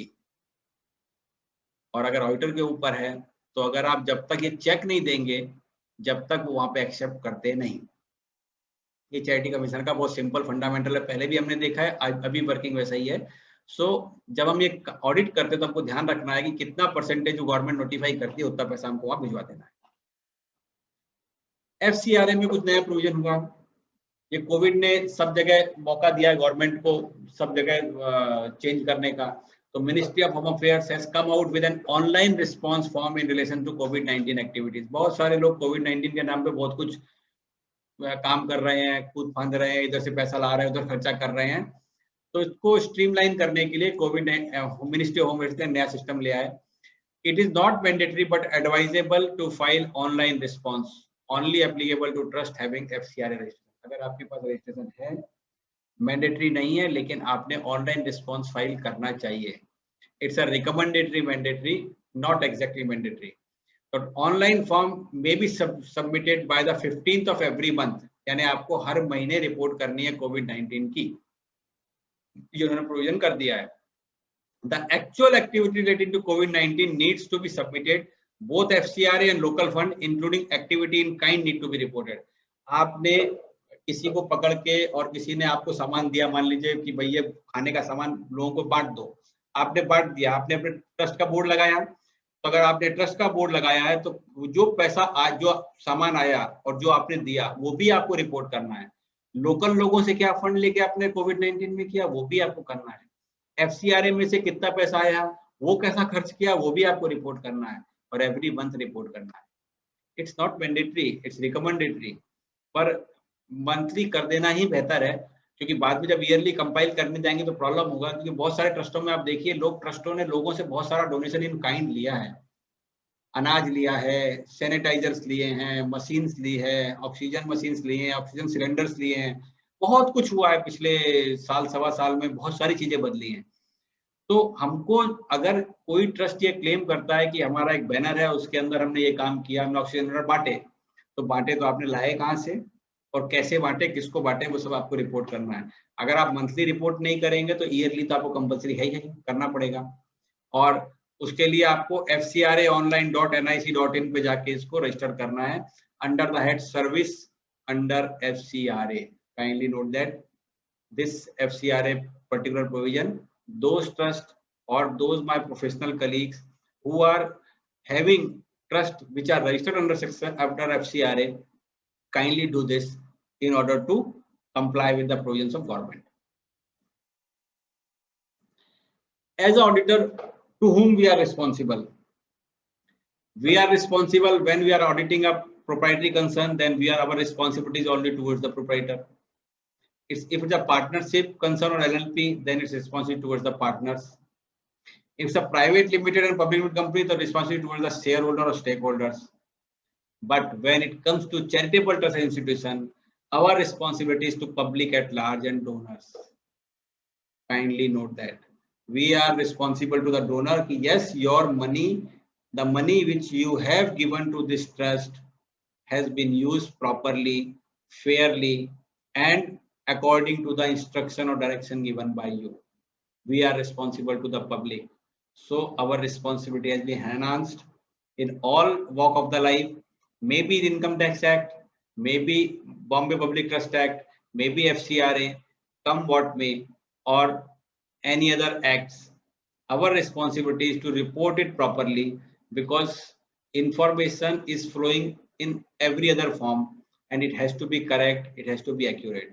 Your application of income needs to be accurate, because whatever things you are claiming, if you are claiming under that education और medical relief और relief of poverty, अगर आपने form 10 में देखा होगा तो आपका registration अब आपके सर्टिफिकेट का यूआरएन है, उसके अंदर एक जो डिजिट है वो डिजिट विल डिसाइड कि आप क्या एक्टिविटी कर रहे हैं. तो government at the year end और any day they can come out with the figure.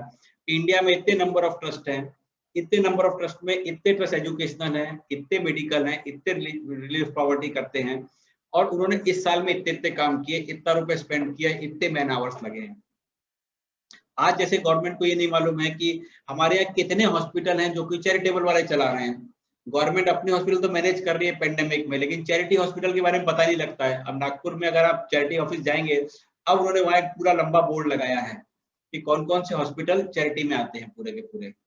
तो ये इंफॉर्मेशन अब डिजिटल डेटाबेस से डिपार्टमेंट के पास जाएगी, और अकॉर्डिंगली आप क्या साइज का आपका ट्रस्ट है, आप क्या स्पेंड कर रहे हैं, क्या आपके पैसे आ रहे हैं, डोनर्स कौन है, सारी इंफॉर्मेशन अब तो फॉर्म 10 और 10B सब मिलने वाली है.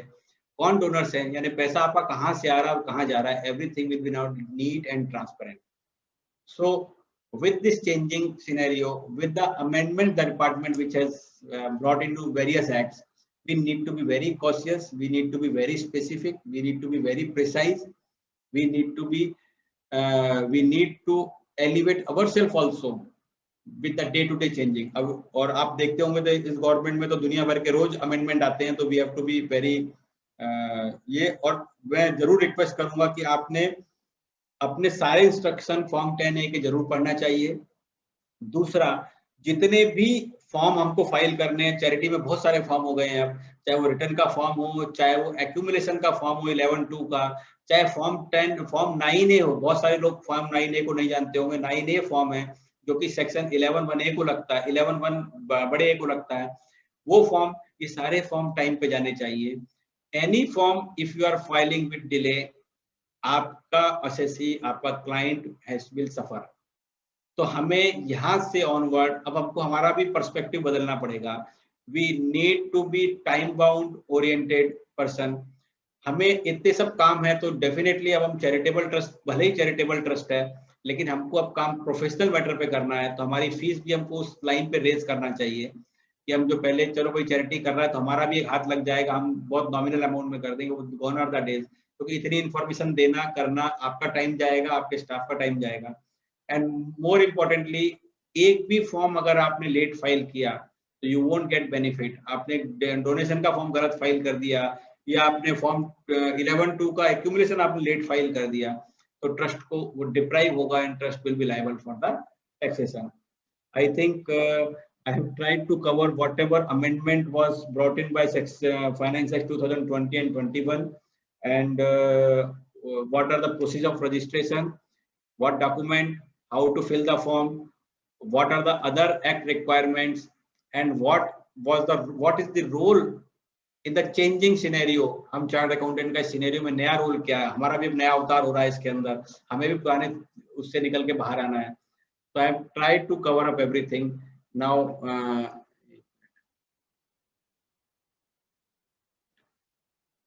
I am handing over the proceeding to again Saket ji. Before that, I must thank Nagpur branch to giving me opportunity to present my subject before you. Although time was very less, but whatever I could gather, whatever I could prepare, I have shared before you. If anything remains, kindly let me know so that we can share again. And इस पे किसी कुछ query है तो we can take a question answer. इस पे आज अगर क्वेरी नहीं है, कल भी क्वेरी आपकी आती है तो my mobile number is there, my email ID is there. I am always open to answer. अगर मुझे उसका आंसर आता होगा तो मैं जरूर दूंगा, अगर आंसर नहीं आता होगा तो मैं बोलूंगा, पढ़ के बोलूंगा. विद दिस वर्ड, और आप सबने जो मुझे ये सम्मान दिया और खासकर जो मुझे इंट्रोड्यूस किया, राजीव भाई को तो बहुत दिन बाद मैं यहाँ पे देख रहा हूँ स्क्रीन पे. राजीव खंडे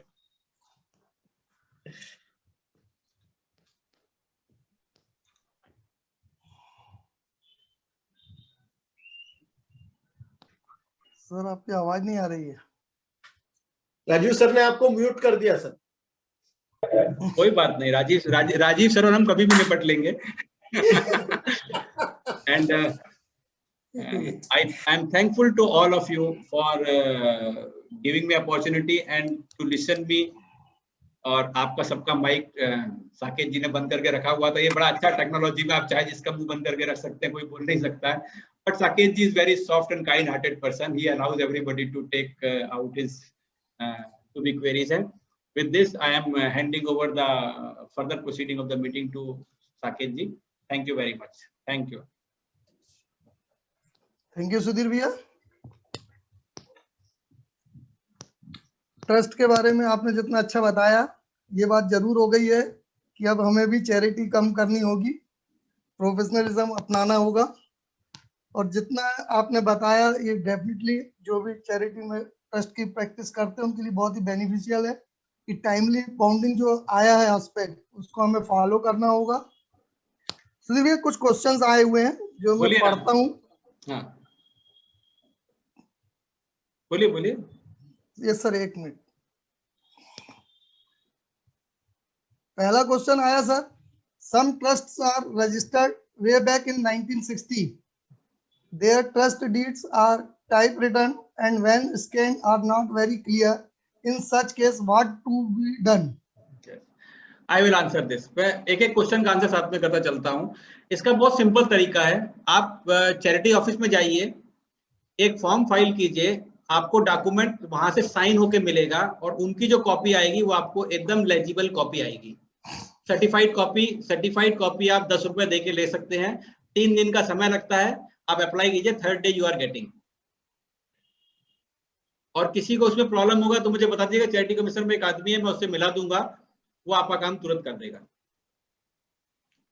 thank you sir. Second question है, whether translated trust copy is to be filed with deed in vernacular, that is both or only translated one? नहीं, बोथ डीड आपको लगानी है. ओरिजिनल जो आपकी मराठी डीड है वो, और उसके नीचे इंग्लिश वाली डीड, दोनों सर्टिफाई करके एक ही पीडीएफ पे कन्वर्ट होगी. और if deed is in Hindi? Hindi है तो भी आपको इंग्लिश में करना है. वहाँ जो देखिए, वहां जो आदमी आपका डीड देखने वाला है वो साउथ इंडियन है and they don't understand Hindi, तो आपको इंग्लिश में ही देना है. सब कुछ कंपलसरी किया है. Regional language along with English. हाँ, वो जो आपकी ओरिजिनल जिस लैंग्वेज में डीड है वो देना है आपको. और आपको बाद में नीचे इंग्लिश की डीड ट्रांसलेट करके लगाना है with a certificate कि this is the correct translation of original deed. Okay sir. Sir, another question है, if the trust deed is, ये तो हो गया sir English. What is due date for ASD? Due date of ASD की अभी date अभी उनकी आने की है, पर उसकी डेट जो अभी जो इंडिकेट किया है डिपार्टमेंट में, that will be 31st of the May. पर डेट अभी आने की आ जाएगी. और ये जो भी आपको जो सिस्टम है ASD वगैरह, ये जो है ये अगले साल के लिए हैं, यानी असेसमेंट ईयर 22-23 के लिए हैं. 21-22 के लिए नहीं है। Other one question is, sir, whether application under section 12AB and 80G can be made simultaneously. Yes, मैंने जितने भी मेरे ट्रस्ट है दोनों के साथ में किए एक साथ, लेकिन ओल्ड का जो कंटिन्यू करना है उसके लिए, ओल्ड का जो कंटिन्यू करना है उसको एक साथ करना है आपको अप्लाई। Sir, another question है, excess of expenditure can be carried for next year so as to claim as application. देखिए ये चीज जो है ना, ये मैंने पिछले बार भी ये आज का सब्जेक्ट नहीं वैसे फिर भी बोलता हूँ, whenever there is excess application of income that can be carried forward and adjusted in next year. Various high court, supreme court सब बोलते हैं इसमें आराम से आपका हो जाता है, लेकिन अब प्रश्न ये उठता है कि इस बदली हुई परिस्थिति में एक्सेस एप्लीकेशन होगा कैसे। अगर आपने कॉर्पस डोनेशन से खर्चा किया है तो आपको एप्लीकेशन मिलने वाला नहीं है, आपने बैंक लोन से किया है तो आपको एप्लीकेशन मिलने वाला नहीं है, तो chances of excess application is very less. थोड़े बहुत अगर रह भी गए तो आप अगले साल में लीजिए ना उसको। वेरियस हाई कोर्ट्स हैं, उसके अंदर अभी तक स्पेसिफिक डिपार्टमेंट ने मना नहीं किया इसको। Sir, second question है, if revocable clause is not in trust deed, then application can be made. नहीं, आपको मैंने बताया पहले आप कर सकते हो एप्लीकेशन, लेकिन वहां से वो आपको एक क्वेरी निकाल के भेजेंगे कि आप पहले रिवोकेशन क्लॉज डालिए। सबसे अच्छा तरीका है कि चेंज रिपोर्ट आप इमीडिएट फाइल कर दीजिए। चेंज रिपोर्ट फाइल करने को इट टेक्स 1 डे मैक्सिमम। आप अपनी डीड लगाइए, अमेंडेड डीड जो आपने वहां डाली वो डालिए, और चेंज का आजकल चैरिटी कमिश्नर में ऑनलाइन एक्नॉलेजमेंट आता है, वो उसको आप अटैच कर दीजिए कि you have applied it, they will give you, उसके बाद प्रॉब्लम नहीं है। क्योंकि once you applied in change report, आपको भी बता दूं मैं, चेंज रिपोर्ट एक्सेप्ट करने को 10-10 साल लग जाते हैं चैरिटी ऑफिस को, इसलिए एक्नॉलेजमेंट के बेसिस के ऊपर वो आपको अलाउ कर देते हैं, कोई प्रॉब्लम नहीं है। Sir, other one है, if a trust having charitable activity and religious activity below 5%, also then 12A can be applied as charitable. Even आपके अगर चैरिटेबल एक्टिविटी नहीं है, खाली रिलीजियस है, तो भी आपको 12A मिलेगा। इन केस ऑफ मंदिर 12A मिलता है, तो वो तो इशू ही नहीं है कि आपकी कितना, आपका जो परसेंटेज वाला जो मामला है 5% वाला, दैट विल डिसाइड ATG। अगर आप रिलीजियस एक्टिविटी में 5% के ऊपर जाते हैं तो आपको ATG का बेनिफिट नहीं मिलेगा, पर 12 में तो आपको मिलने वाला है, चाहे आपका मंदिर हो, मस्जिद हो, चर्च हो, कुछ भी हो, आपको मिलने वाला है। Sir, other question है, if trust deed is sent for amendment, should trust wait for filing 10A till date? नहीं, अमेंड मैंने आपको बताया ना, अमेंडमेंट जब आप फाइल करते हैं तो आपको चैरिटी, महाराष्ट्र की बात अगर आप करें तो चैरिटी एक्ट में हमारे एक कॉन्सेप्ट होता है चेंज रिपोर्ट। वो चेंज रिपोर्ट के साथ उसको जाना पड़ता है, तो चेंज रिपोर्ट आपने ऑनलाइन फाइल किया, उसका एक्नॉलेजमेंट आप इसके साथ अटैच करके आप अप्लाई कर दीजिए, कोई प्रॉब्लम नहीं है। बिकॉज डिपार्टमेंट ऑल्सो नोज कि चेंज एक बार आपने जो डाला उसके अंदर, उसको आने में सालों लगने वाला है, इतना आसान नहीं है वो। और पेंडेमिक में वैसे भी 30-31 मई तक तो चैरिटी ऑफिस वैसे ही बंद है, तो आप ऑनलाइन करके अपना कर लो उसको। The question is repeated है maybe, 12A and 80G simultaneously in form 10A. तो आपने बताई। यस, 2 अलग-अलग बार फॉर्म अपलोड करना है। एक बार आपको 12AB के लिए क्लिक करना है और एक बार ATG के लिए क्लिक करना है, सेम इंफॉर्मेशन करके 2 जगह क्लिक करना है। ओके, ऑफ कोर्स कोड बदलेगा ऊपर कि आप किस सेक्शन में ले जा रहे हो 12A के, और ATG किस सेक्शन में वो डालना पड़ेगा, खाली वहां मिल जाएगा आपको। Another question is, sir, while filing form 10A, which year's balance sheet is to be filed on income tax side? Sir मैंने आपको बताया कि अगर आप already income tax return file करते हैं तो आपको कुछ नहीं देना है, आपको 3 साल की जो बैलेंस शीट देना है वो 20, अभी 21 तो खत्म होने का है, इसलिए 20, 19 और 18 की देना है। और अगर आप रिटर्न फाइल नहीं करते हैं तो आपको 21 की बैलेंस शीट देना है। Getting my point? अगर आप रिटर्न फाइल नहीं कर रहे हैं तो 31/3/21 की देना है, फिगर्स देना है, और अगर आप रिटर्न फाइल कर रहे हैं तो बैलेंस शीट 20, 19 और 18 3 साल की देना है। For fresh trust can we apply both 12A and 80G simultaneously? Same question repeated, sir. नहीं, आप अप्लाई भले ही कर दीजिए कि जब तक आपका अभी देखिए फ्रेश ट्रस्ट का जब आप अप्लाई करेंगे, आप अप्लाई भले ही कर दीजिए, जब तक आपको 12A नहीं मिलेगा तो आपको एटीजी नहीं मिल सकता। Primary condition is you must be registered under section 12AB, then you will get ATG. तो अप्लाई करने से कुछ बेनिफिट होना नहीं, वो उसको अबेंस में डाल देंगे, आपको लेटर दे देंगे वो। If trust already has 12AA certificate and applied for 80G registration, which is yet to be granted, then will only one 10A suffice or need to file two 10A? 2 form 10A जाएंगे, मैंने आपको बोला है। जो आपका already 12A है उसके basis पे आपको 10A फाइल करना है, और आपको एटीजी क्योंकि आपको मिला नहीं है, आपको फिर से एटीजी पे अप्लाई करना है। आपको दोनों चीज के लिए सबको ही अप्लाई करना है, चाहे वो एग्जिस्टिंग हो चाहे नए हो, सबको दोनों बार 10A फाइल करना पड़ेगा। Can form 10A file be revised? 10A revise हो सकता है क्या? अभी मैंने वो साइट पे ट्राई नहीं किया है, मैं आपको चेक करके बोलूंगा, क्योंकि वहां पे हाँ ऑप्शन है, वहां पे ओरिजिनल और रिवाइज का ऑप्शन जरूर है, पर वो उसके अंदर क्या कंडीशन से देखना पड़ेगा। अभी उतना उसके अंदर वो डिटेल वहां पे आया नहीं, फिर भी रिवीजन का प्रोविजन तो देंगे, क्योंकि कई बार हो सकता है इन्फॉर्मेशन चेंज हो, कुछ हो तो कर सकता है आदमी। और जब वहां पे कॉलम दिया ओरिजिनल है कि रिवाइज है, तो वहां पे मिलना चाहिए, फिर भी देख के बताऊंगा। सर लास्ट क्वेश्चन है, we have received notice under section 272 for late filing return for assessment year 14-15, 100 rupees per day penalty है, क्या रेमेडीज अवेलेबल है? ये मैं आपको सबसे आखिरी में बोला था, 100 रुपए पर डे की पेनल्टी लगती है 272 की। और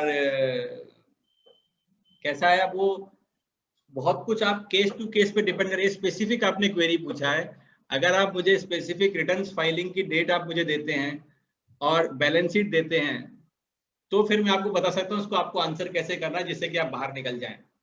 लेकिन वो फैक्ट, वो जनरलाइज आंसर मैं नहीं बता पाऊंगा, क्योंकि वो फैक्ट ऑफ द केस पे डिपेंड करेगा।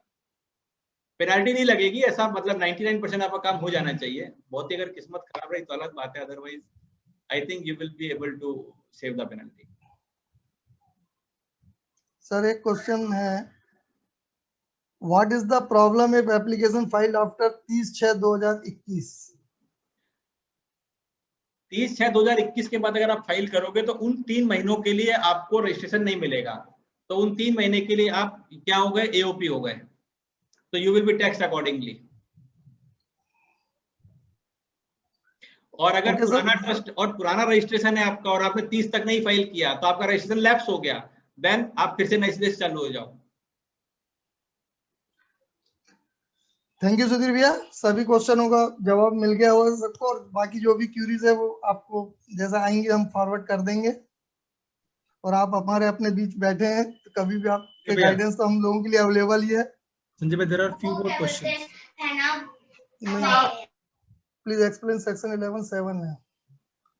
There are few section questions. 11(7) अगर आप पढ़ेंगे तो 11(7) सेज कि अगर आप 12A में रजिस्टर्ड हैं तो you can not take any benefit of section 10। मैं बताता हूँ ये कैसे है, एक आपको एग्जांपल देकर, लाइव एग्जांपल देकर समझाता हूँ। एपीएमसी के लिए हमने लड़ाई करके सेक्शन 12 में बेनिफिट लिया, रजिस्ट्रेशन लेके आया, नागपुर हाई कोर्ट से लाया, मैं बॉम्बे हाई कोर्ट से लाया, अमेंडमेंट करा के लाया सेक्शन में। बाद में गवर्नमेंट ने हमारे रिकमेंडेशन के ऊपर एक नया सेक्शन डाल दिया, section 1026AB, that says any income of APMC is totally exempt from tax. बराबर है। अब मैं एपीएमसी रिटर्न मैंने फाइल किया, मैं तो मुझे मालूम है 12 था तो मैंने सेक्शन 12 के हिसाब से फाइल किया। हमारे एक कलीग ने जिनके पास कुछ एपीएमसी काम है, उन्होंने क्या किया, सेक्शन 1026AB के अंदर रिटर्न फाइल करके एग्जम्पशन क्लेम कर लिया विदाउट रीडिंग की सेक्शन 11(7) में क्या अमेंडमेंट आया है। तो डिपार्टमेंट ने क्या किया, उसका 1026 का क्लेम डिसअलाउ कर दिया, क्योंकि आप 11(7) के तहत आपको मिलता नहीं है, और क्योंकि आपने सेक्शन 11 to 13 का क्लेम नहीं मांगा, इसलिए ग्रॉस रिसीट के ऊपर 35% टैक्स लगा दिया। अब वो लड़ रहा है अपील के अंदर। ख्याल में आ गया इस एग्जांपल से? अगर आपका सेक्शन 12 में अगर आपका रजिस्ट्रेशन है तो you are not suppose to take any benefit of section 10. और क्या होता है, अगर आप 10 का बेनिफिट लेने के लिए सेक्शन 12 में अगर सरेंडर करते हो तो 115 TD आपके गले बन जाएगा, एक्रेडिटेड इनकम पे टैक्स लग जाएगा आपको। तो बहुत डाइसी सिचुएशन है। इस डाइसी सिचुएशन का पहला संबंध ये है कि अगर आपके पास 12AB है तो kindly do not go for 1020 any section of section 10. Stick to 1026. आपको कब करना चाहिए? अभी मौका है, आप 10 का रिवीजन मत कीजिए।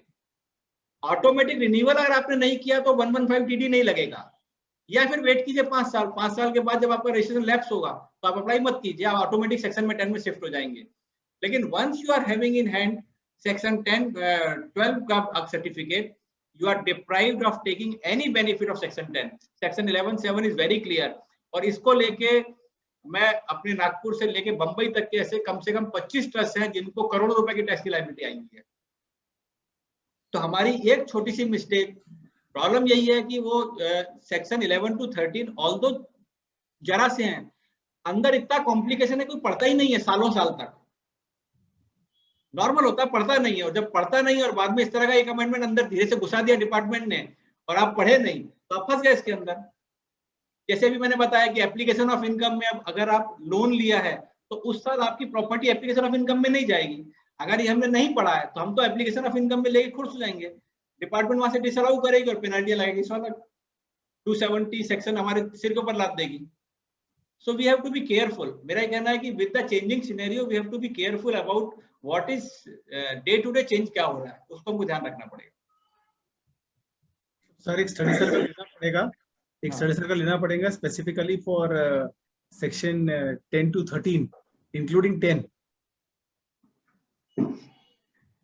और CPRs नहीं मिलेंगे in a lighter mood। Sanjay भैया CPR से ज्यादा सर नॉलेज की जरूरत हो गई अभी। we can take specific study circle कि चैरिटेबल ट्रस्ट का ऑडिट कैसे होता है, चैरिटेबल ट्रस्ट के फॉर्म्स कैसे भरे जाते हैं, चैरिटेबल ट्रस्ट में आपने क्या क्या चीज ध्यान रखना चाहिए। ये कम से कम 3 से 4 घंटे का सब्जेक्ट है। जिस दिन लोगों की सुनने की उतनी ताकत हो और हमारी बोलने की ताकत हो उस दिन हम इसको ले लेंगे, क्योंकि कैसा है चैरिटी ऑल्दो दिखने में सेक्शन 3 ही है 11 to 13, पर इतना कॉम्प्लेक्स है जिसका हिसाब नहीं है, और इतने वेराइट डिसीजन है कोर्ट के जिसका हिसाब नहीं। और आज अब क्या सब चीज, हमको पहले कैसी आदत थी कि बैकडेट में जाके फाइल कर देंगे, ITO की फाइल में लगा देंगे, वो सब तो गया कॉन्सेप्ट। अब सब चीज इलेक्ट्रॉनिक है, डेट वाइज आपकी रिकॉर्ड हो रही है, तो we have to be specific. और हमें कैसा करना चाहिए, किस केस में कैसा। अभी कई लोगों को मैंने अपनी फ्रेटर्निटी के लोग बैठे, मैं आपको बताता हूँ, ऐसे बहुत सारे केस मेरे पास आते हैं। मैं आपको बताता हूँ कम से कम हर साल 25 से 30 केस आते हैं। इन लोगों के पास 12 नहीं है ट्रस्ट में और वो फॉर्म नंबर 7 फाइल कर रहे हैं ऑडिट इसमें, income tax return form number 7 में फाइल किए जा रहे हैं। अरे आपके पास 12 नहीं है तो आप फॉर्म नंबर 7 कैसे फाइल करोगे, आपको फॉर्म नंबर 5 फाइल करना चाहिए। तो ये बेसिक से शुरुआत करनी पड़ेगी हमको हमारे मेंबर के साथ में कि भैया तुमको ये भी करना है, तुमको ये ध्यान रखना है, तुमको ये ध्यान रखना है, और ये ऑडिट के हिसाब से हमको ये चीज का ध्यान रखना है, सो दैट हमारा असेसी तकलीफ ना पाए। पर ऐसा होता है क्योंकि इतना चेंजेस आ रहे हैं, हम पढ़ नहीं पाते, तो हम इतनी गलतियां करते रहते हैं, तो फिर आगे जाके वो लिटिगेशन का मुद्दा बन जाता है। इसलिए जिस दिन इसको ऐसा रखना है साकेत जी, उस दिन हम इसको बहुत तरीके से प्लान करें, 3, 4, 5 घंटे का समय देवें और उसको हम एक एक चीज को एनालाइज करें और पूरा देखें कि एक प्रैक्टिस के एंगल से चैरिटी एक्ट को कैसे देखा जाता है, जिसमें BPT एक्ट के प्रोविजंस भी आए, इनकम टैक्स एक्ट के प्रोविजंस भी आए, FCRA के प्रोविजंस भी आए, जो एक्ट इनको गवर्न करते हैं सारे प्रोविजंस आए। FCRA में क्या रिटर्न भरना चाहिए, बहुत से लोगों को मालूम ही नहीं कि FC3 फाइल करना पड़ता है, चला जा रहा है एक ही फॉर्म फाइल करके काम खत्म कर देते। तो जो चीजें आपकी हैं वो सब चीजें उसके अंदर आ जाए और 2-3 लोग बैठ के उसको बनाए, सो दैट अच्छे से चीजों को हम ब्रेनस्टॉर्मिंग कर पाए।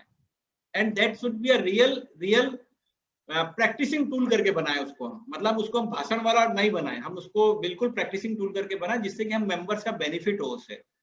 खाली भाषण देके CPR लेने का बेनिफिट ना हो, वो चक्को नहीं चाहिए। बिल्कुल सही सर। संजय भैया 1 मिनट लूंगा। संजय भैया 1 मिनट। नमस्कार सर, अमरावती से प्रवीण बोल रहा था।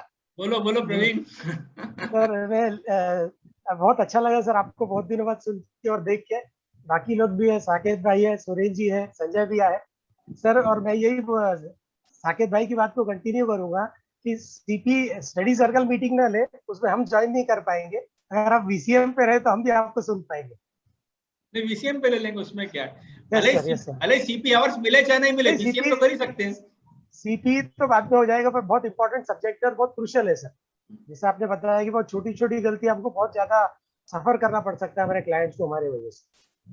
ऐसे ऐसे प्रॉब्लम होते हैं हम प्रैक्टिशनर से, वो सेक्शन 11(1) स्मॉल ए और सेक्शन 1 बिग ए दोनों में फर्क है। एक में फॉर्म 9A लगता है, एक में फॉर्म नहीं लगता है।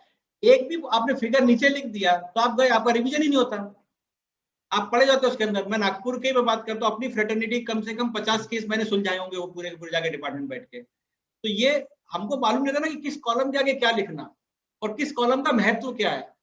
और एक बार अगर आप डिजिटल रिकॉर्ड में चले गए तो अमेंडमेंट डिपार्टमेंट करने देती नहीं है। और अब तो नया सिस्टम आ गया कि 31 दिसंबर के बाद तो आप कुछ भी नहीं कर सकते जिंदगी भर जो आपने फाइल किया उसके अंदर। तो we have to be very specific. और राइटली सेड साकेत जी कर सकते हैं, कोई प्रॉब्लम नहीं है। We can do it, we can sit together and plan and then accordingly we can take. Sir इसको अपन प्लान कर लेंगे, तो अमरावती के साथ ज्वाइंटली भी कर सकते हैं, कोई प्रॉब्लम नहीं है। बिल्कुल अमरावती सर, ब्रांच अपने बिल्कुल साथ जुड़ी संजय। रहती है हमेशा, श्योर श्योर श्योर। तो अपन इसको दो प्लान आउट कर सकते हैं, फुल डे सेमिनार भी रख सकते हैं। सर एक क्वेश्चन और था सेक्रेटरी सुधीर सर। भारी रहने वाला। हाँ बोलिए। सर अब क्या करेंगे, अब क्वेश्चन आ ही रहे हैं, आपने इतना बताया है, इन लोगों ने सुना है ध्यान से question. Section 12AB(1)(a) does not empower the CIT to call for information for re-registration of existing trust. Do you think blanket registration shall be granted to existing trust registered under section 12AA? बिल्कुल सही है वो, उसका कारण है आपको जब 12A दिया गया है तो आपका पूरा वेरिफिकेशन करके दिया गया है। और अगर उसमें कोई चेंज नहीं हुआ है, सी 12A में एक ही चीज देखी जाती है कि आपके ऑब्जेक्ट चैरिटेबल है कि नहीं है। Once you have not change your object there is no need of verification. आपका वेरिफिकेशन कब होगा? ये तो जो आपको पुराने दे दिए ये आपका हो गया, ये अभी मान के चल रहे हैं कि वही चीज आगे है। 5 साल के बाद वो आपका उन्होंने सेक्शन में अमेंडमेंट लेके आ रहे हैं। 5 साल के बाद फिर आपका थॉरो वेरिफिकेशन होगा कि आपको मिलने के बाद आप बराबर काम कर रहे हैं कि नहीं कर रहे हैं। इसलिए अभी की घड़ी में कोई वो आपके ऊपर इंक्वायरी नहीं लेंगे। हाँ, नए में इंक्वायरी पूरी करेंगे, लेकिन पुराने को एज इट इज जब आप फाइल करोगे आपको 1 महीने के अंदर 2 महीने के अंदर सर्टिफिकेट आने वाला है, आपको कहीं प्रॉब्लम नहीं जाने वाला। Depend upon performance. Sir, last है, what are remedy for late uploading of audit report 10B or 10BB because of which deduction denied? किस साल की बात कर रहे हैं देखना पड़ेगा। There is a specific circular by CBDT, you should apply to concern director income tax exemption Pune, अगर महाराष्ट्र केस है तो, for condonation of delay. Normally they are condoning the delay, वो डिले कर लीजिए, आपका काम हो जाएगा। It's easy. चलिए sir, thank you. Is Rajpal Sandesh sir there? Rajpal Sandesh sir ने हैंड रेज किया था। दिख रहा था उनका पीला हाथ यहाँ पे। राजपाल संघी सर का वीडियो ऑफ है। राजपाल सर, कोई प्रॉब्लम नहीं, उनको फोन करके पर्सनली पूछ लूंगा, क्या क्वेरी से जवाब दे दूंगा, प्रॉब्लम नहीं। हमको नहीं पता चलेगा सर फिर उसका answer. If there are any more questions of any of the participants, they can even speak it out by unmuting themselves. If there is any specific query, member can also unmute themselves and ask the query. So sometimes it becomes difficult to write the question. It becomes more easy to speak. Sudhir sir, हाँ sir 12A ATG के registration भी कुछ हिंदी या Hindi language में है, तो वो भी क्या हमको वर्नाकुलर लैंग्वेज में लगाने हैं? नहीं समझा नहीं आपकी क्वेरी। सर डिपार्टमेंट ने जो 12A का रजिस्ट्रेशन दिया होगा, समझ लो 10 साल पहले 20 साल पहले, वो भी हिंदी में दिए गए हैं कई केसेस में। नहीं, उसको कुछ नहीं करना है आपको, उसको सीधा आप उसमें क्या कर रहे हैं, वो उसका जो रेफरेंस नंबर है खाली उतना ही पिकअप करके अपने रिकॉर्ड में रख रहे हैं, बस उसको नहीं करना है। खाली ट्रस्ट डीड जो आपकी बनी उसको इंग्लिश में करना है, so that they can read what objects are there in the trust. Sir उसमें भी 2 नंबर दिए हुए हैं, एक जगह कहीं फाइल नंबर लिखा है, कहीं रजिस्टर नंबर लिखा है, तो what is the actual number of registration? नहीं, आपका जो ऊपर एक नंबर के आगे ऐसा लिखो आप, जब आप वो नंबर लिखने के बाद एक सर्टिफिकेट बनता, नीचे लिखा रजिस्टर पे number V571।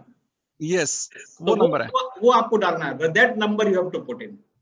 Okay sir, thank you sir. Hello Sudhir भैया। सर, अच्छा, हेलो यस गणेश भाई, यस। हेलो। हाँ जी बोलिए, हाँ। I can hear you. हाँ sir, good evening sir. Sir ये 1023C should be preferred or 12A should be preferred? नहीं, बहुत सारे फैक्टर्स पे डिपेंड करेगा. मैं आपको बोला ना, बहुत सारे फैक्टर्स पे डिपेंड करेगा कि आपका अच्छा. टाइप ऑफ ट्रस्ट क्या है. अगर आपका टोटली अच्छा. एजुकेशनल है और कन्फाइंड टू इस पे ये एजुकेशन का है, तो 1023C प्रेफर करना चाहिए. It's easy. लेकिन डिपेंड करता अच्छा. है बहुत सारे फैक्टर्स के ऊपर. आप ट्रस्ट कैसा है, आप क्या एक्टिविटी करने वाले, उसके ऊपर डिपेंड करता है. तो आइसोलेशन में मैं ये नहीं बोल सकता कि आपने क्या करना चाहिए. स्पेसिफिक केस वाइज हम बता सकते हैं कि आपने क्या करना चाहिए. Okay, thank you sir. Thank you. आप प्रणव जी बोलिए. Good evening sir, CA Pranav Ashtikar. Yes sir. Sir एक there was a judgement of Bombay tribunal in Rama रश्मी's केस which clearly stated out that dissolution clause if not present in the trust deed will not deprive the trust of registration under 12AA. Sir, when we look at the dissolution clause, it itself clearly specifies that trust is irrevocable, because when the trust is registered under MPT Act, BPT Act, the mode of succession is already in the hands of the charity commissioner. How do you look at this scenario itself? नहीं, ऐसा नहीं है प्रणव जी. अगर आपने वहां पे लिखा नहीं है कि डिसोल्यूशन के समय क्या होगा, आपको एक लाइन लिखनी पड़ेगी. अगर डिसोल्यूशन होता है तो सेम एक्टिविटी वाले क्लब के पास, ट्रस्ट के पास हमारा ट्रस्ट चला जाएगा. तो बात बराबर है. अगर वो नहीं लिखा, खाली इतना ही लिखा कि ट्रस्ट डिसॉल्व हो जाएगा, तो वो नहीं चलेगा. और जो आपने बोला बॉम्बे ट्रिब्यूनल का जो जजमेंट बताया है, उस जजमेंट के बाद सीएजी ने उसके ऊपर ऑब्जेक्शन लिया है और वो ऑब्जेक्शन सस्टेन हुआ है और डिपार्टमेंट और सीबीडीटी ने उस ऑब्जेक्शन को माना है. तो डिपार्टमेंट तो आपको हाई कोर्ट तक तो बेनिफिट देने वाली नहीं है. आपको जाके फिर सुप्रीम कोर्ट तक लड़ना पड़ेगा इस मैटर के लिए. इसलिए मेरी सलाह यही है कि आपने उसको अमेंड करना, ज्यादा सस्ता और हेडेक फ्री काम है. Yes, thank you sir. Any other question?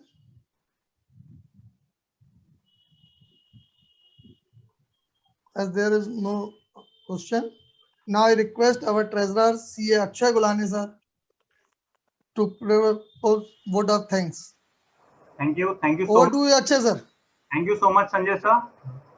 Friends, it is rightly said that along with opportunity, there comes the responsibility as well. The opportunity is missed by most of the people because it is dressed in overall and it looks like a work.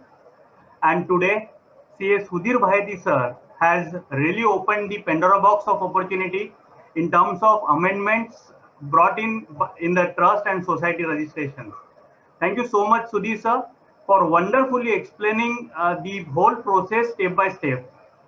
We can also see the galaxy of past chairman Nagpur branch in the participants today. See Anil Parak sir, Kavita Loya ma'am, Umang Agrawal sir. We thank each one of them for attending the VCM. Lastly, but not the least, we thank all the participants for sparing their very valuable time and attending today's very important VCM. So this, as you rightly said, we will definitely work upon the study circles and try to make it in detail in the future. Thank you so much. Thank you, everyone. Over to you, Sanjay sir. Thank you, Akshay. So now we go to sign off the meeting. Thank you. Sayonara. चलिए sir. बहुत बढ़िया रहा साकेत भाई.